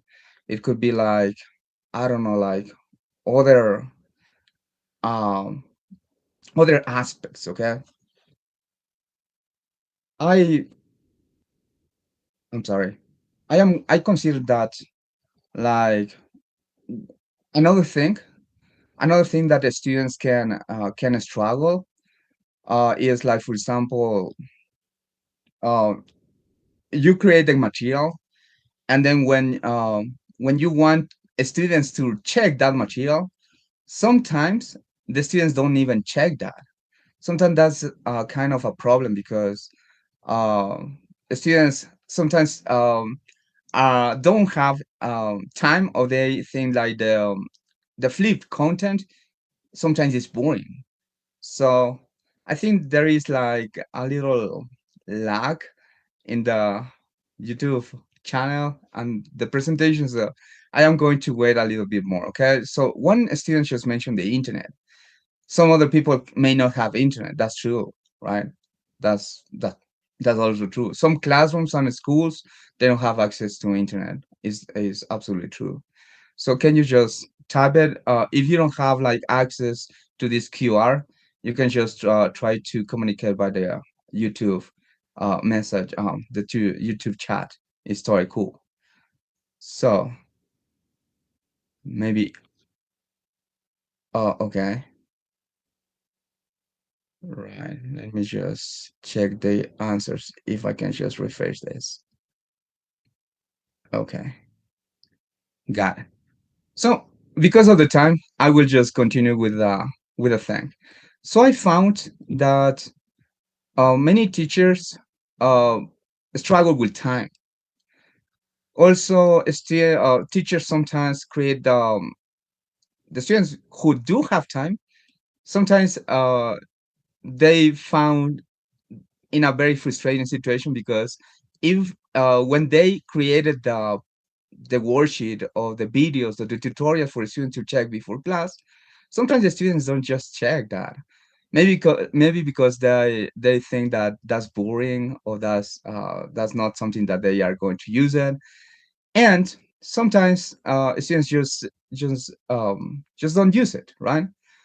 So my second question for you guys is, just I would like to just measure how well do a student check the material before class. So in your like in these workshops, I noticed that most of you, or a lot of people here in these workshops, you are students. So in your perspective, what would be your situation here? Like, what is the percentage of students who actually checked the material that sometimes teachers assign you to study before the lesson? Because remember that flipped classrooms, the idea is that the teacher designed like certain activities or they prepare certain videos, and then the idea is that the students actually check that videos or check that vocabulary or check that grammar before the next lesson. So when they have the next lesson, they have more time for like interesting activities. Like for example, sometimes teachers, including me, uh, we spend like a long time inside of the class explaining grammar, explaining vocabulary, assigning the students to read, and that's time wasting because sometimes we don't have time for as the previous workshop, the gossiping activities. They're really interesting activities that students can enjoy. So in my opinion, like, yes, if students have interesting content before the lesson, they will have more time during the lesson to practice English in a communicative way and not just checking grammar and checking just the reading. So the idea is that the material previous the lesson is interesting, is engaging, so students can get motivated before the lesson. So seven students have answered here. Like the reality is that if I create a video, if I create a tutorial with my boss and staff, 40-minute videos, students are not going to check that. Students are going to just have, students are going to just skip it. And in the lesson, they are going to, the teacher is going to explain again the concepts. The teacher is going to explain again the lesson. And that's a reality. So in my opinion, the class dies even before even before the even before the lesson starts. If the teacher creates if the teacher, for example, just say in the class, okay, you know guys, the next lesson is going to be the lesson 5.2. Just check that, read, come with the vocabulary, read the grammar, you prepare a video from YouTube and you send the students. That's going to kill the motivation. So the students are not going to check that. Sometimes the reality is that very few students are going to just do that, check the material. So in my opinion, we have to work on the before, uh, like the preparation for students. So that's my proposal, is to create environments, motivational, engaging environments before the lesson. So that's the idea of flipped classrooms, flipped lesson, right? So my idea is to prepare like a website where students can have interesting presentations, interesting grammar explanations, interesting videos, tutorial videos, and interesting games. So that would be like my proposal today. And we are going to use some artificial intelligence, so teachers don't spend hours and hours producing those materials, right? So that's basically the idea of this presentation. Here you have another Padlet. If you have, again, if you have a QR scanner, you can just go and leave your ideas over there. It's totally cool. It's not mandatory. It's optional. You can just leave in the Padlet website. You are going to have this. The ideas that you are thinking, you are going to just write them, because it's like a parking lot of ideas. So the ideas are going to be there to for the teacher to check it, or for the teacher to discuss inside of the class, because the idea is that students are going to do this before the lesson, right? So that's the thing. So create environments where students work before the lesson, as I am just doing in this lesson, right? So let me just continue with this. I have another pool. My presentation is full of pools, okay? So let me just ask you a little bit, a super easy question, you guys. Have you ever used those tools, Cloud, Notebook LM, or Lovable, to create content for lessons? I am going to wait like a little bit. I expect maybe some students have already used like maybe Notebook LM, because it's a very nice tool, not just for creating lesson and stuff. This is a very great, an awesome tool to study. Like I use it a lot just to, I don't know, to have like notes, important notes, so I can just check them again.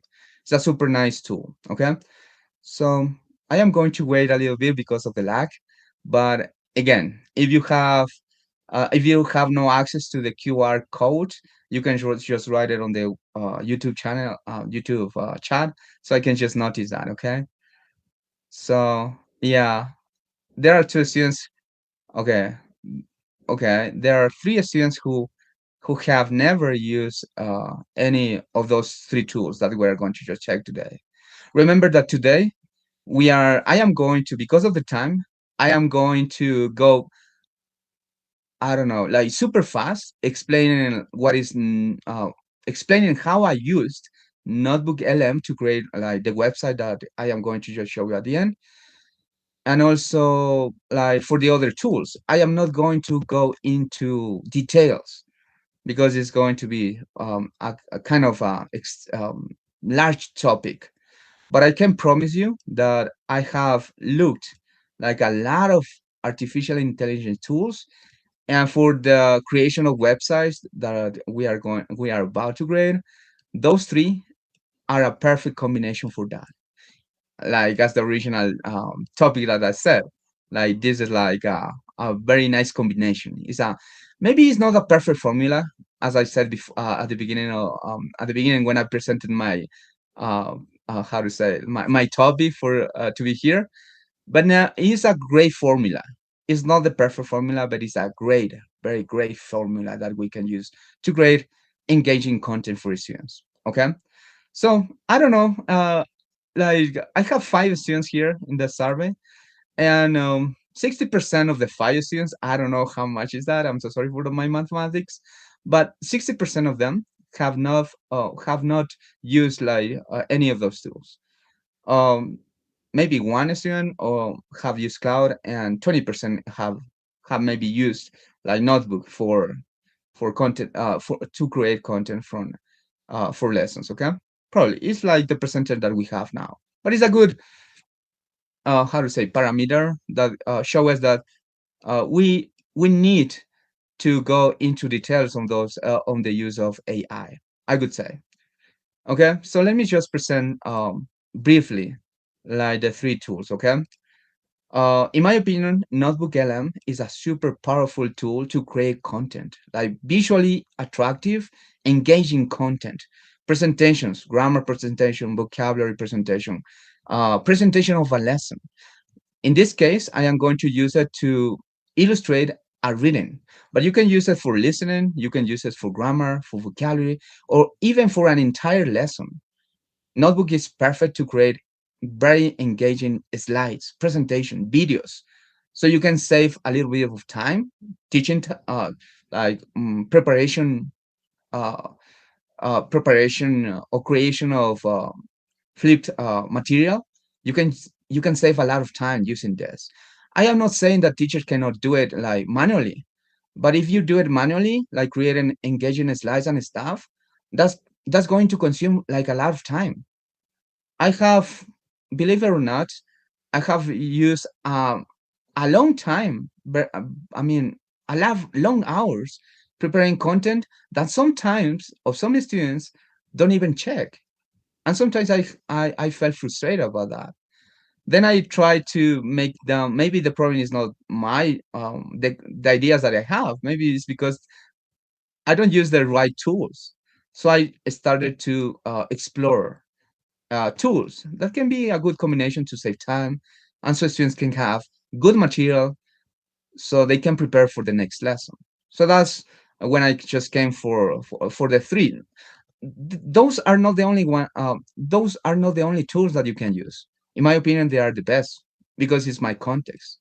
Because I explored different options, and it works for me, and I decided to use a system. So every time I use them, I reduce the time planning, like flip content for the students to just check before the lesson. Okay, I will just go for this for each one. Okay, so in general, cloud is very great. Is I think cloud is the most powerful AI tool that we have nowadays. And in this case, I am just using it for to grade games. In my opinion, it's good for grade games, like um, good to have like arcane games. I'm going to just present that, okay? So I'm going to use Cloud for games, especially. I am going to use Notebook LM for presentations. And I am going to use Lovable to put everything together in a website, okay? Basically, that would be the flow of this workshop. Okay, so here, let's start with Notebook LM. So if you can scan it or just type it, Notebook in Google, you will go to the official Google web page, because Notebook LM is a tool from Google, so it has a lot of beneficial because it's integrating Google. Okay, it's a creation of Google. So as I told you before, I am going to show you like what do you need to go for what do you need to go, what things do you need for Notebook LM. Okay, so the first thing is that you need to type the website, and then you will go to the official website. Let me just find it first. My brain is like not good today, I think. This is not the one. Sorry. Let me just find it. Give me 1 second. I think this is another one. I think it's this one, or it's not. Centimeter. Wait.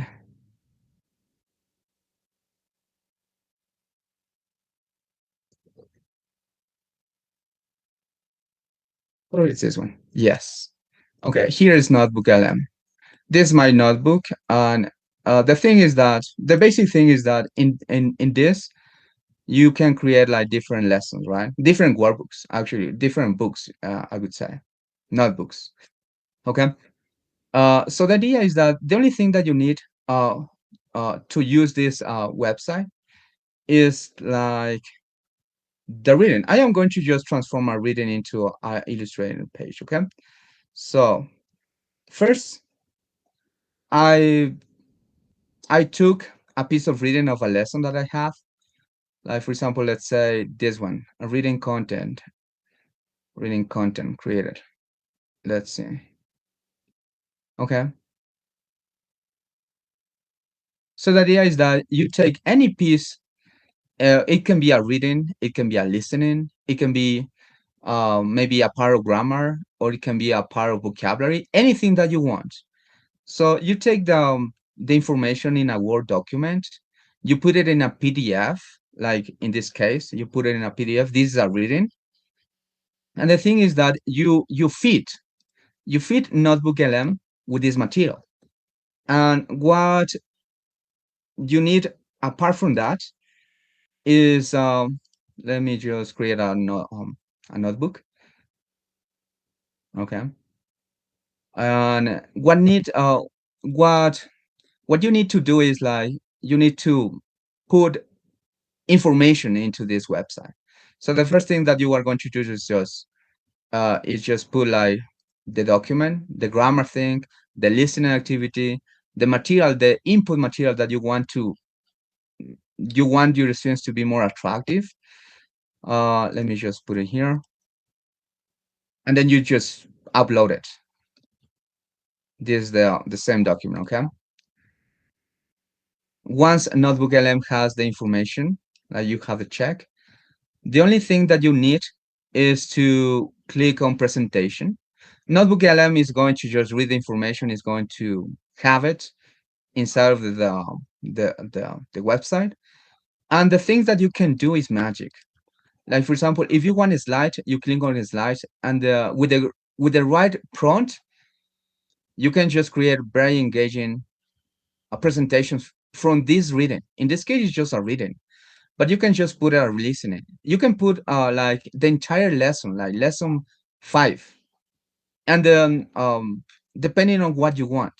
But the idea is that you can use this website to create audios, podcasts, how to say questionnaires. You can use videos, and I haven't experimented like all the tools that Notebook LM can offer, but as far as I can experiment it, I have used presentations and videos, and flipped classrooms are about that, right? You create material, engaging material, like can be presentations or videos, so students can check it. So I am going to just click on presentations, and the prompt that I am going to use, I experimented with a lot of prompts, but the one that worked or have worked for me is this one. For certain level, I have systematically done this like for many lessons, and I know that when I put this prompt, I will receive more or less the same product, high quality product, engaging product. So we are going to do the same for videos. So you are going to click on video, and then you are going to put a good prompt. You can experiment as I did with a good prompt for videos. You copy paste. I have created this from my own, and then you just paste it, and then you generate it. So Notebook LM is working for you. So I am going to just leave it this, but because of the time. But the result that I receive is this one. Maybe at the end of this presentation, I'm going to create another one with better illustrations for the students to read it like in a more engaging way. Yeah, some students can say, but teacher, you can use ChatGPT for this. You can use Gemini for this. Actually, the original idea was Gemini, but I noticed that Gemini was doing a great job. But from my experience, Gemini have some certain problems in some areas. So I adapted. Like, for example, nowadays, if I try to do this in Gemini, Gemini got confused. I have experimented. There was a time when Gemini was doing a good job with this, but I noticed that eventually it collapsed. I needed a better prompt. I needed to modify that. And I improvised a little bit. I adapted. So I created a prompt for Notebook LM. So I have this. Okay, I have this product from Notebook LM. I am explaining to you, but Notebook LM is working on that, and I will receive this. I need this for my website. I need this high quality product for my website. It's putting illustrations to a text, and that would make like the how to say, the lesson more engaging for students. That's the idea, right? Okay, so I will have a video, and I will have a video, and I will have a A illustrated stranger in a text. strange town. Raphael. Sorry, and here is the video that I created. Because of the time, Notebook LM is Welcome going to take students to like, this sorry, it's going to take from 5 to 10 minutes to create like the video and also the presentation. We will see about that. How much time does this Notebook LM takes? But you have at the end of the 10 minutes, you will have a presentation, a very engaging presentation from a text, and also you will have a video. You will have a video and also a presentation, a super nice presentation with illustration from the text. And it's more likely that the students are going to check that the text would be with the illustrations that just a text, a boring text, right? So that's the idea. So we are going to go for the second step, like clouds. You can scan this code, or again, you can just type it cloud in the internet. And in my experience, this is very great for everything. But in this case, I am going to use it to create a game. Like for example, I will just go to cloud. Let me just find the right tab. Stranger, maybe this one. It's going to take a while because I didn't name them. Yeah, I think it's let me go for this one. Yes, got it. I'm sorry. So I'm going to go for cloud, and the only thing that I have to do here is to go to artifacts. Okay, here artifacts let me create games, another website and stuff. I'm going to just use the cloud for games.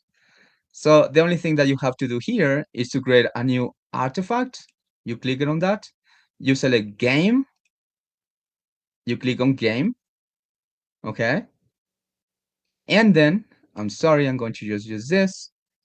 Remember that I took, like for example, let me just check this. I took, what is this? I'm going to just close it, right? Yes. Just give me one. Remember that you have a presentation, illustrated presentation, and it has the information of the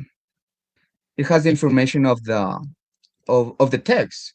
So you are going to use that, this content. Let me see. Content. Yes, this is the content. You're going to use this to put in cloud because you have this. You can download it from Notebook LM, and then you put it on the chat. And the only thing that you need here is another prompt to create a game. Okay, you need another prompt to create another game. So you are going to check the correct prompt.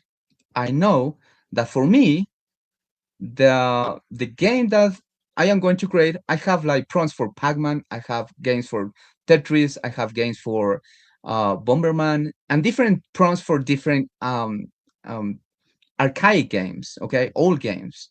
So now I'm going to just put like the prompt for Pac-Man because I have a list of prompts.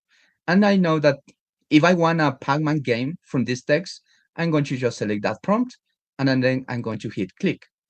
And then cloud is going to work. Again, it's going to take like 2 to 5 minutes here. Okay, cloud is going to work on a interactive game based on the text. Okay, so that's the use that I gave for cloud. Let me just go back to the presentation. So I have for now I have 3 things. I have a presentation of the text, I have a video of the text, and now cloud is working on a game, a Pac-Man game. I have 3 things. Okay, I have 3 things. A text with illustrations, super nice illustrations. I have what else? I have like the video for that text, and now cloud is working on a Pac-Man game. Okay, the only thing that I need to do now is to put everything together, and if I want, I can put even more things. I can just put a lot of more games. I can put more videos. I can put more things. But for now, I am going to just go for those 3 things. I'm going to put everything together with Lovable. I'm going to create a website with this web page, okay? So let's go with that. Let me again look for that. I think it's this one. Yes, perfect. And here is my Lovable account. Super easy, okay? So it's the same. You need to put information here, and then everything is going to do the website is going to do everything else, okay? So in this case, I have another prompt. Yeah, everything works with prompts. The better the prompt, the better the result. And so I have this prompt. It's kind of long because I was experimenting. From the very beginning, and this is the one that I use for all the website that I want to create. So let me just copy paste, and I will tell you what to do. Okay. So let me just copy paste this. It's okay. I'm going to. It's kind of long, I know, but it's super easy. You copy paste because you don't have to do a very long activity. Okay, you have the prompt, you copy paste it, and here inside of the prompt you need a video. So you need a video, and you have the video. We have created this video, so I need a way to put it like on the how to say. I need a way so I can I can use it. The solution that I found is that I uploaded this to YouTube and I copy paste a link from YouTube.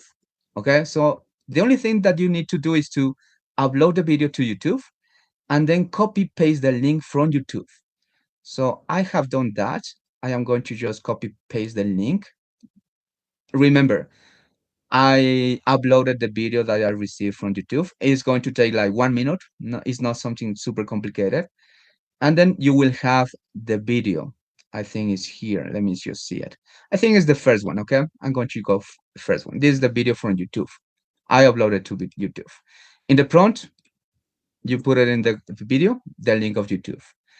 And another thing that you have to do is the game. Where is the link? The link is here. Cloud is working on the game, okay? Cloud is working on the game. So just to save time, it's going to take like 5 minutes, more or less. It's almost complete, I would say. So I have the link of the game over here, Padlet, dialog, or version. Let me see. I have it here. All version, I would say. Padlet, Menti. Okay. I think could be this one. Listo. And the thing is like creating the link, almost finishing. So let me just copy paste this in Lovable, and we are almost done. So I have the game from Cloud, okay?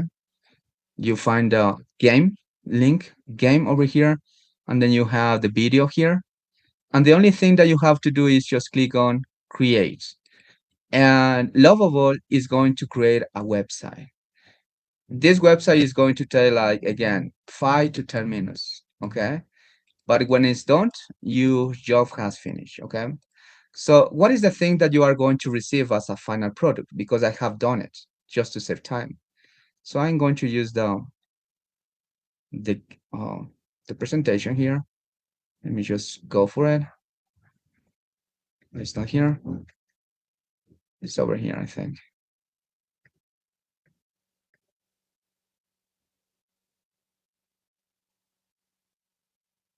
Okay, let me just go to my presentation here. Okay, you can scan it. I'm sorry.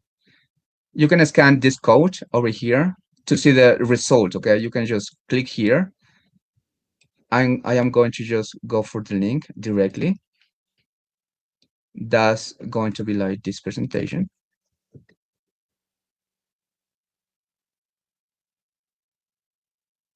I'm going to just put it here. It's okay. Okay, and the result that you are going to have at the end, because in this time is going to take like 5 to 10 minutes, you are going to receive something like this. Let me see. Okay. Okay. I have put everything here, so it's going to be in resources. I need to click on here. Level 1. Here, I pasted the link that I created, the website that I created is over here. Lesson 1, level 1, lesson 5.4. This is the example that for the time, I am not going to show you maybe, but this is the product that you will receive, okay? Interactive website where students are going to enter. They are going to get a certificate when they have a standard quiz or challenging quiz, just to check if they have done that they have read all of the text. Okay, they have like certain kind of evaluation. And remember, this is for flipped classroom, so they are supposed to check it. And a way to do it is to evaluate them, right? So they have like super simple questions for maybe how to say low-level students. They have a questionnaire, very challenging, more challenging questionnaire, maybe for high-level students. Also, you have the video here. You click on the video. You have everything here. And also, you have the game that we have created. So they have the audio. I created the audio with 11 labs, and then you can create more things. So far, I have included a standard quiz, a challenging quiz with a certificate at the end, a listening version of the text, the video that I created with Notebook LM, and a game that I created with Cloud. So they decide, if you are a super creative teacher, as I bet you are going to say, okay, students, show me that you read the text. You can play the game, or you can go for the standard quiz, or you can go for the challenging quiz, but just give me a certificate that approve that you check the video, the website, so that you review everything. There are some other things. So this is the final product that I have standardized. So every time that I have to cover a lesson, I create this beforehand and I send them to my students and I say, okay, guys, here is the link of the website. Go in the website, join the website, and present to me before the next lesson, present to me a certificate. The certification is like, you got 7 out of 10, 8 out of 10, or maybe 10 out of 10. You don't need a perfect score. You don't need a 10 out of 10. You just need to show me that you read, that you checked the material, that you watched the video, that you understood the material that is here. So that's the way I usually do it with my students. And they sometimes they do it just because it's fun, because of the game. This is like the Pac-Man game, just a really nice game. And it's going to evaluate the vocabulary in the reading or the comprehension questions on the reading. And it's fun.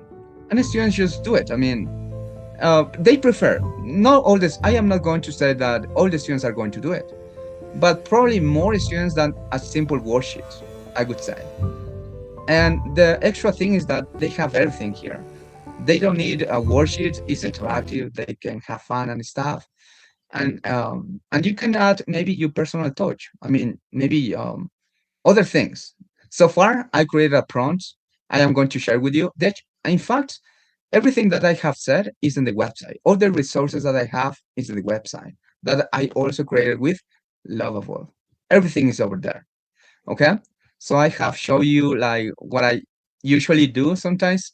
Like at the beginning, it took me like 1 hour or 2 hours to just prepare this website. 1 to 2 hours. I am telling you, like very honestly. Now I take 30 minutes, sometimes 20 to 30 minutes. And I want to reduce this. I want to be more like, I want to be faster. I take this time for 1 or 2 lessons. It's my time. Sometimes institutions don't give time for planning. In my institution, we have 1 hour per level. So it's inside of the planning that we have to do. And I think it's okay. For my students, it's a win-win. Okay? So this is like what I can say. From an original paper that you can have, you can transform it and you can just create an interactive website for your students. I have tried to just make it like super fun.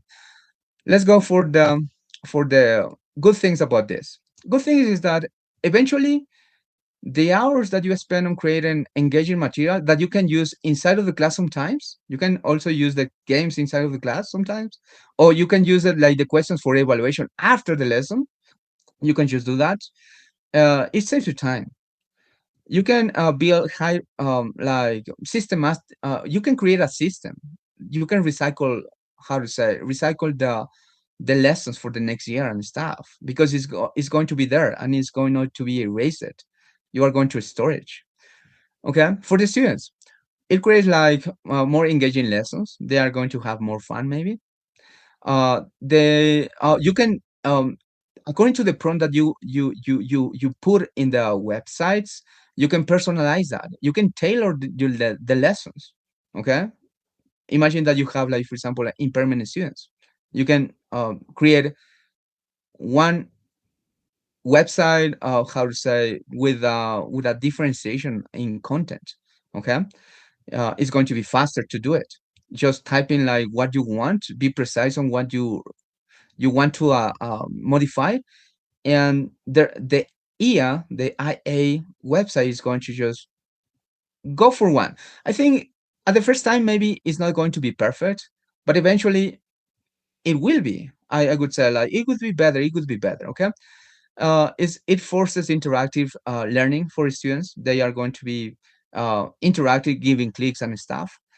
And yeah, in class you are going to have like more participation in more communicative activities, as I said before. You're going to have more time for how to say, um, not just to explain, but you are going to use activities to use the language, and that's a plus. Okay, that's a good one. Okay, so in my opinion, it could be the challenge. This could be my challenge. I told you that I usually take 20 minutes to create a website with this material. My challenge is to create like the same material in 15 minutes, and maybe less than that. Maybe, I don't know. I need to experiment more. I need to um, be more precise on the prompts. I need to experiment. I need to do it better. Okay, but for now, I have this, and I can show you this. And so many students, some students, and many students have have told me, teacher, yeah, the games are good, but you need to include this, you need to include that, music and stuff. I am taking note of that. I am adapting that in the new website that I have. Okay, so uh, what would be like the things that I would like you to take away? Um, take into consideration that your time also matters. You need to prioritize the time that you spend on preparing the lesson, because these kind of tools, they are not here to replace teachers. They are to help us, because and to help students too, right? To consider the time, to consider like the more engaging activities that we can use with them. So it's a good way in which teachers and students can have a benefit. Okay, so what would be the thing that I would like you guys, now future teachers or teachers, now that you are now listening to this workshop, uh not just take like this, like like something that you have to do. I mean, this is just ideas that I have taken from other workshops, and I have tried to apply it. I have to choose put everything together. I hope it's not confusing. Yeah, I to a certain point I think it's kind of very fast, a lot of information in a very um, small amount of time. But I think I hope that you have the main idea of my presentation. You can use AI to reduce the time that you are just creating the the flip classroom, the material for flip classroom, and you can use it to make it more engaging. Okay, so that could be probably the thing. The exit ticket that I would like you to do is to go to this scan this QR code, and then you can go to my website that is here somewhere. Let me see if I can just catch it at this point. I think is over here, maybe. No, it's not here. Let me see. I opened it like 3 times. Let me see. It's kind of lost somewhere. It's not this one. Just give me 1 minute, please. I am not going to open it again. Yeah, I am, I think. Let me open it again because I cannot just find it. It's going to be fine. Okay. Okay, in this last slide, I just put all the resources that I have used throughout since I started creating the websites. Okay, like for example, if you go to the last part of this QR code, you go to the last part. Sorry, let me see. Here. Okay, you are going to find the Padlet that I use in this website, the Mentimeter pool that I use, the example of the website that I used. You also have the prompts that I used to create the website, like in the time that we were here. You will find extra resources, PPT presentations from the LM, just to have an idea of how powerful those AI tools are and how much time you can save creating those resources. Okay, you have everything here in this website. Okay, so the last thing that I would like to say to you is, let me see. It's okay.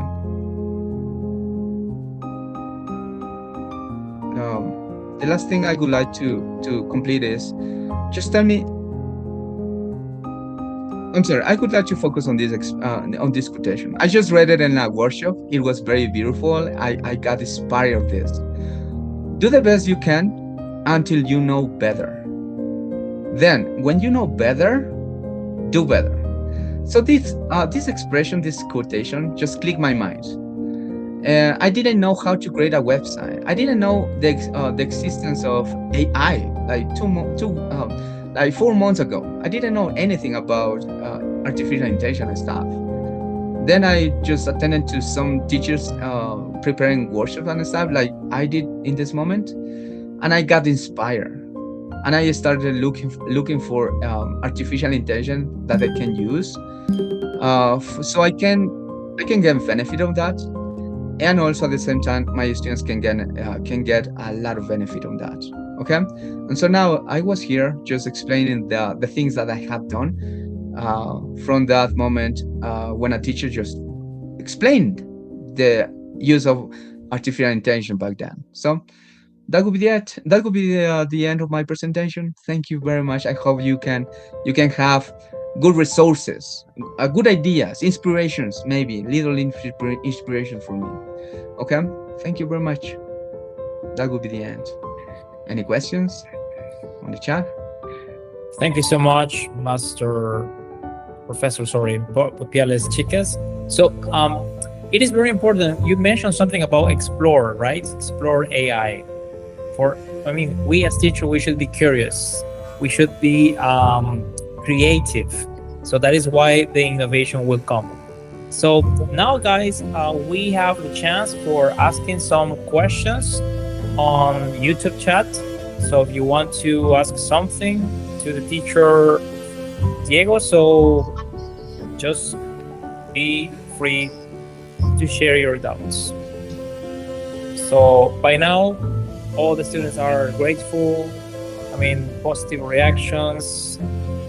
I think that they are going to use the AI tools you presented tonight. So they will be encouraged and they will be more curious, right?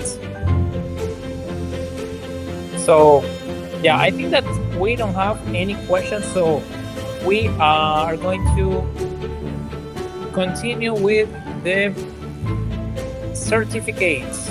So it is time for the certificate for you, teacher Pupiales.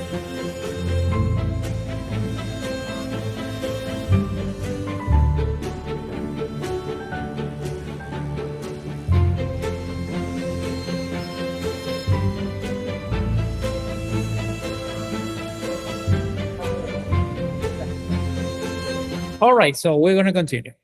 Now, we're going to proceed to read the certificates. Las segundas jornadas académicas UNEMI EPUNEMI 2026 otorgan el presente certificado al licenciado Diego Daniel Pupiales Chicas en reconocimiento a su destacada participación como ponente en las segundas Jornadas Académicas de Pedagogía de los Idiomas Nacionales y Extranjeros, desarrolladas del 9 al 10 de julio de 2026 y organizadas por la empresa pública de producción y desarrollo estratégico con el aval académico de la Universidad Estatal de Milagro. Milagro 10 de julio de 2026. Thank you so much, Teacher Pupiales.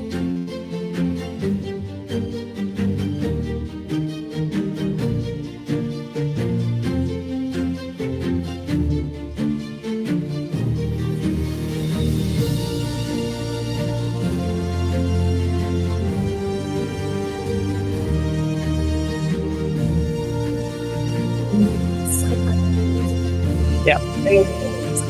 Teacher Pupiales, could you stop sharing the screen, please? Yeah.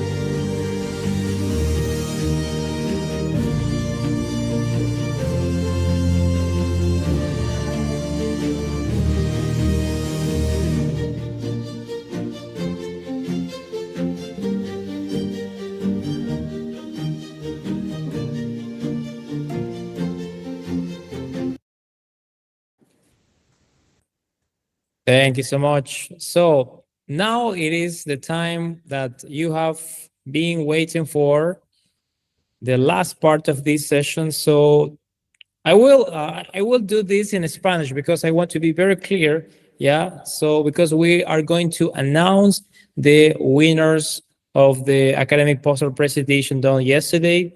So yeah, we're going to start. Recordemos que el día de ayer se dieron las presentaciones de los pósters académicos, los cuales pues fueron muy interesantes los temas. Y el día de hoy, pues lo que vamos a hacer es proclamar a los ganadores de las presentaciones. ¿Sí? Entonces, tenemos primer, segundo y tercer lugar. Vamos a detallar específicamente qué es lo que se lleva al primer lugar. Por el primer lugar se ganará una tablet. El segundo lugar se llevará una chompa de UNEMI, una agenda y un esfero. Y el tercer lugar se llevará una chompa institucional. So, recordemos que debido a que el evento se ha desarrollado de forma virtual, pues estos premios físicos serán enviados a los ganadores. Obviamente los ganadores tendrán que ponerse en contacto con EPUNEMI. Recuerden que ustedes llenaron un formulario, ¿no?, de asistencia y hay un número, un contacto. Deberán comunicarse con EPUNEMI para poder gestionar y en este caso pues acordar la logística de cómo serán enviados sus premios, ¿no? Entonces vamos a empezar y vamos a anunciar. Bien. Vamos a empezar por el tercer lugar, right? El tercer lugar se lo lleva la estudiante Joana Ceballos Velasco. ¿Sí?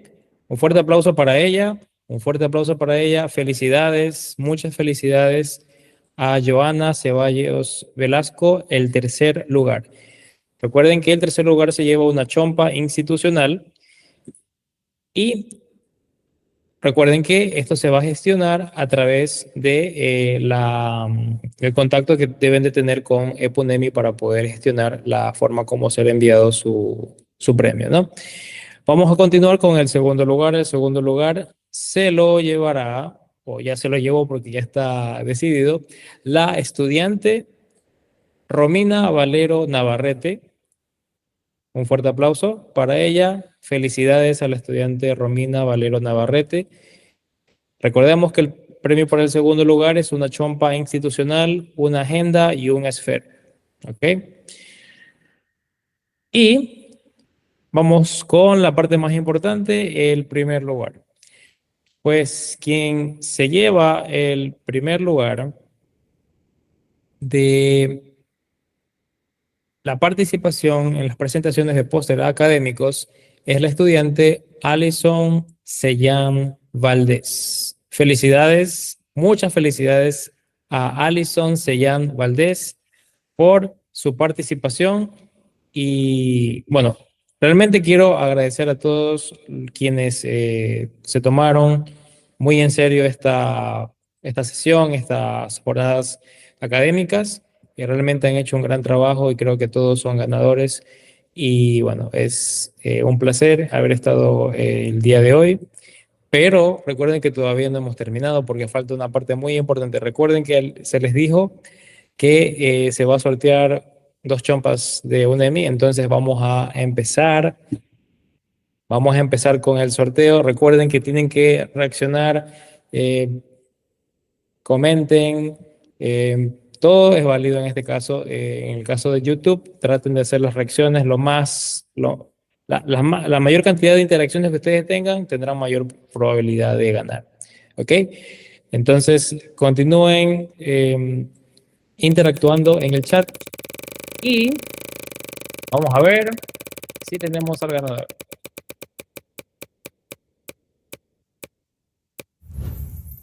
Muy bien, tenemos a Kenia, Vanessa, Ambuludi. Tienen que reaccionar y tienen que estar aquí en el chat. Tienen que reclamar su premio, decir, yo estoy aquí, presente. Si no se reclama el premio, se tendrá que volver a sortear. Hasta que en el chat la persona que haya ganado, pues, indique que se encuentra, pues, presente aquí en la sesión. Así que todavía no tenemos reacción. A ver. Recuerden que quien gana es quien debe de decir aquí estoy. Caso contrario, no tendrá su premio. ¿Ok? Bueno, vamos a contar hasta 10. 9, 8, 7, 6, 5, 4, 3, 2, 1. Bueno, no tenemos ganadora todavía porque no hay reacción, entonces vamos a hacer nuevamente el sorteo. ¿Ok?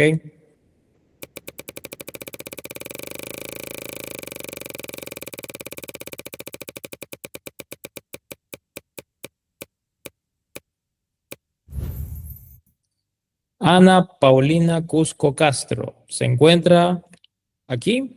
Reaccionen por favor en el chat si se encuentra aquí. Ana Paulina Cusco Castro, ¿se encuentra? Tienen que reaccionar y decir aquí estoy o estoy presente, algo que indique que la ganadora se encuentra en la sesión. Recordemos que es quien se gane la sesión. Estamos en YouTube, estamos en vivo y la forma es reaccionando ahora en la sesión que estamos transmitiendo. Bien, parece que no tenemos ganadora, entonces vamos otra vez con otra ganadora. Vamos a ver quién se puede llevar.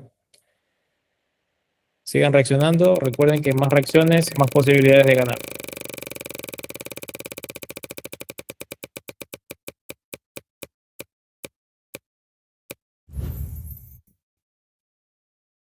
Tenemos a Jennifer Jacqueline Cañar Cabrera. ¿Se encuentra aquí? Reaccione, por favor.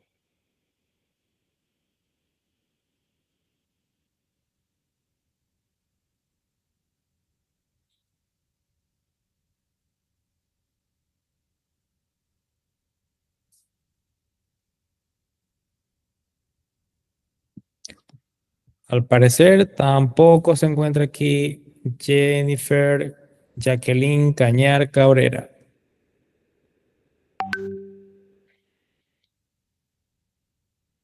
Bien, entonces vamos a nuevamente a sortear.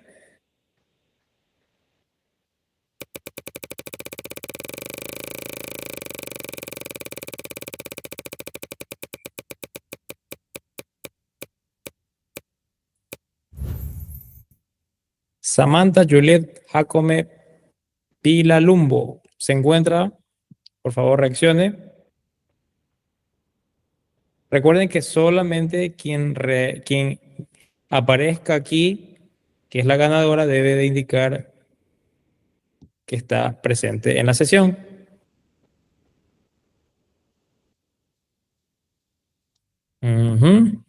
No se ve reacción.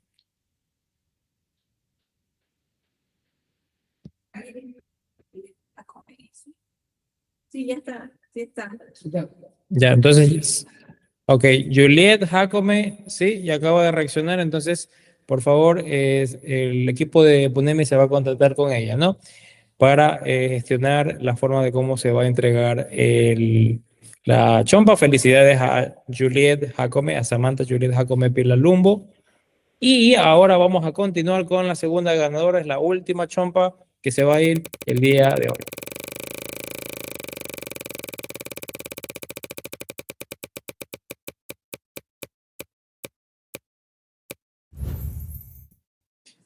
Bien, la ganadora, Eden Eser Canchingre Aguiño, ¿se encuentra aquí? Por favor, indique si se encuentra en la sesión. Recuerden que para ganar deben de estar aquí presentes. ¿Me confirman? No se ve reacción.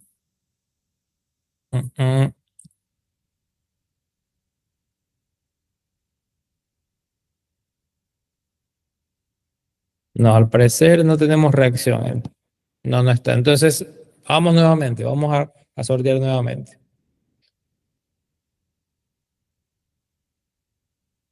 Bien, vamos. ¿Quién se lleva la última chompa?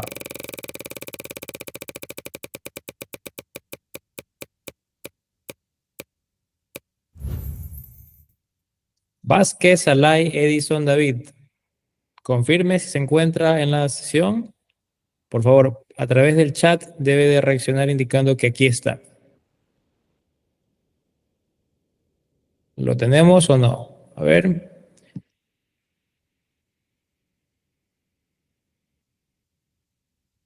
No se ve, ¿no? No.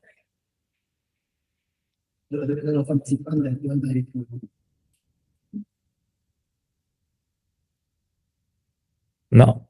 Bueno, vamos a empezar. No. Sí, un ratito. No, no hay, ya está. Bien. Nuevamente vamos a hacer el sorteo.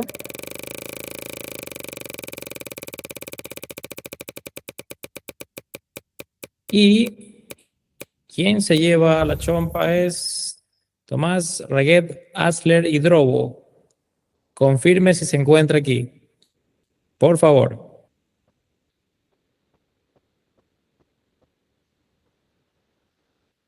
¿Se encuentra?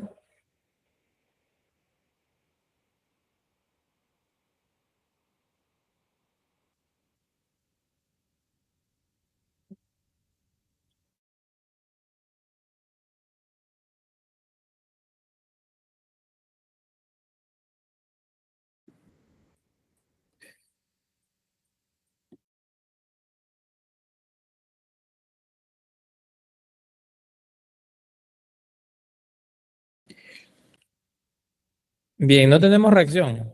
¿Me confirman si hubo reacción, no? No hubo reacción. Bueno, vamos a nuevamente. Es una chompa, nada más. Es solo una chompa. La más codiciada. Vamos. ¿Quién se lleva la última chompa? Angie María Arias Bustán. ¿Se encuentra en la sesión? Por favor, confirme.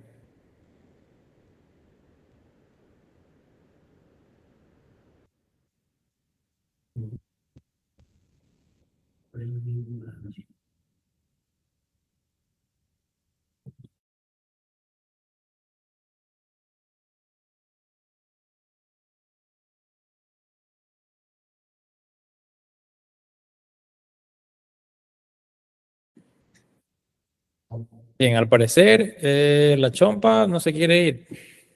Entonces, ¿qué procede? ¿Volvemos a sortear? Ok, volvemos a sortear.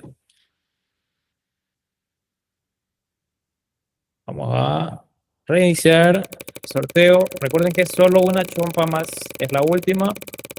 Y tenemos a Carranza, Portocarrero, Maite, Tair. ¿Se encuentra? Confirme en el chat de YouTube. ¿Se encuentra?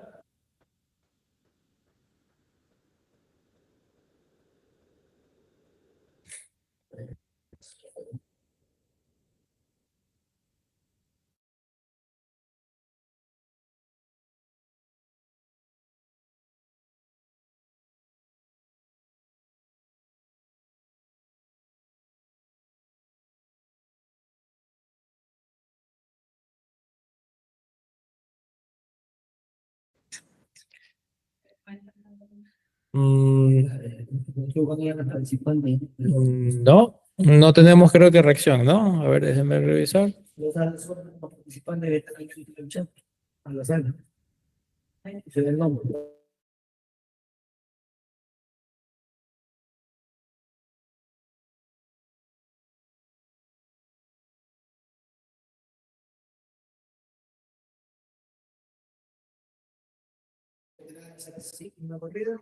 Bien, vamos a hacer el sorteo final.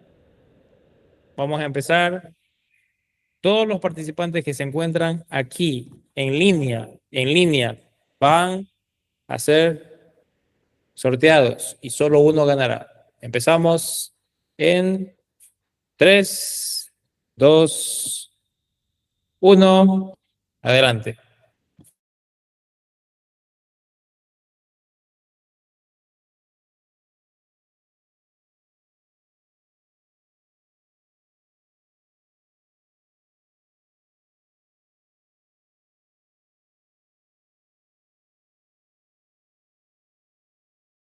Tenemos a Andrea Estefanía Pincay Santillán.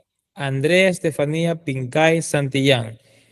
Ella es la ganadora de la segunda chompa, así que ellas se contentarán con las ganadoras para poder acordar la forma de cómo se va a enviar los premios, ¿ok? Well, I think that that's the end. Yeah, so it's been a great time with you. So, I mean, a lot of emotions, a lot of prizes, yeah, a lot of knowledge, and some valuable insights we have gotten. So tonight, ladies and gentlemen, as we come to the end of the day 2 of the second academic conference on national and foreign language pedagogy, I would like to express my sincere appreciation to everyone who made today's event possible. Our heartfelt thanks go to our university authorities, distinguished speaker, faculty members, students from both on campus and online programs, invited guests as well, speakers, every participant whose enthusiasm and active engagement have contributed to the success of this conference.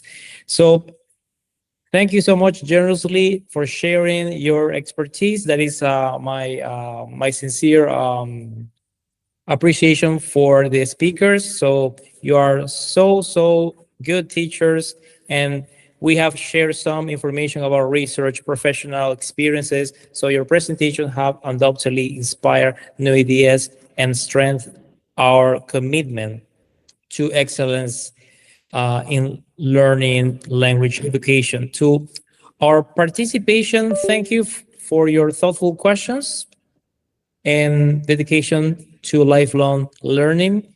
And finally, we look forward to welcoming you to the next academic sessions that will be in the future. So as we continue fostering collaboration, innovation, and professional growth. So remember that that is a space for creating a strong community. So on behalf of the organizing community, thank you once again for joining us today.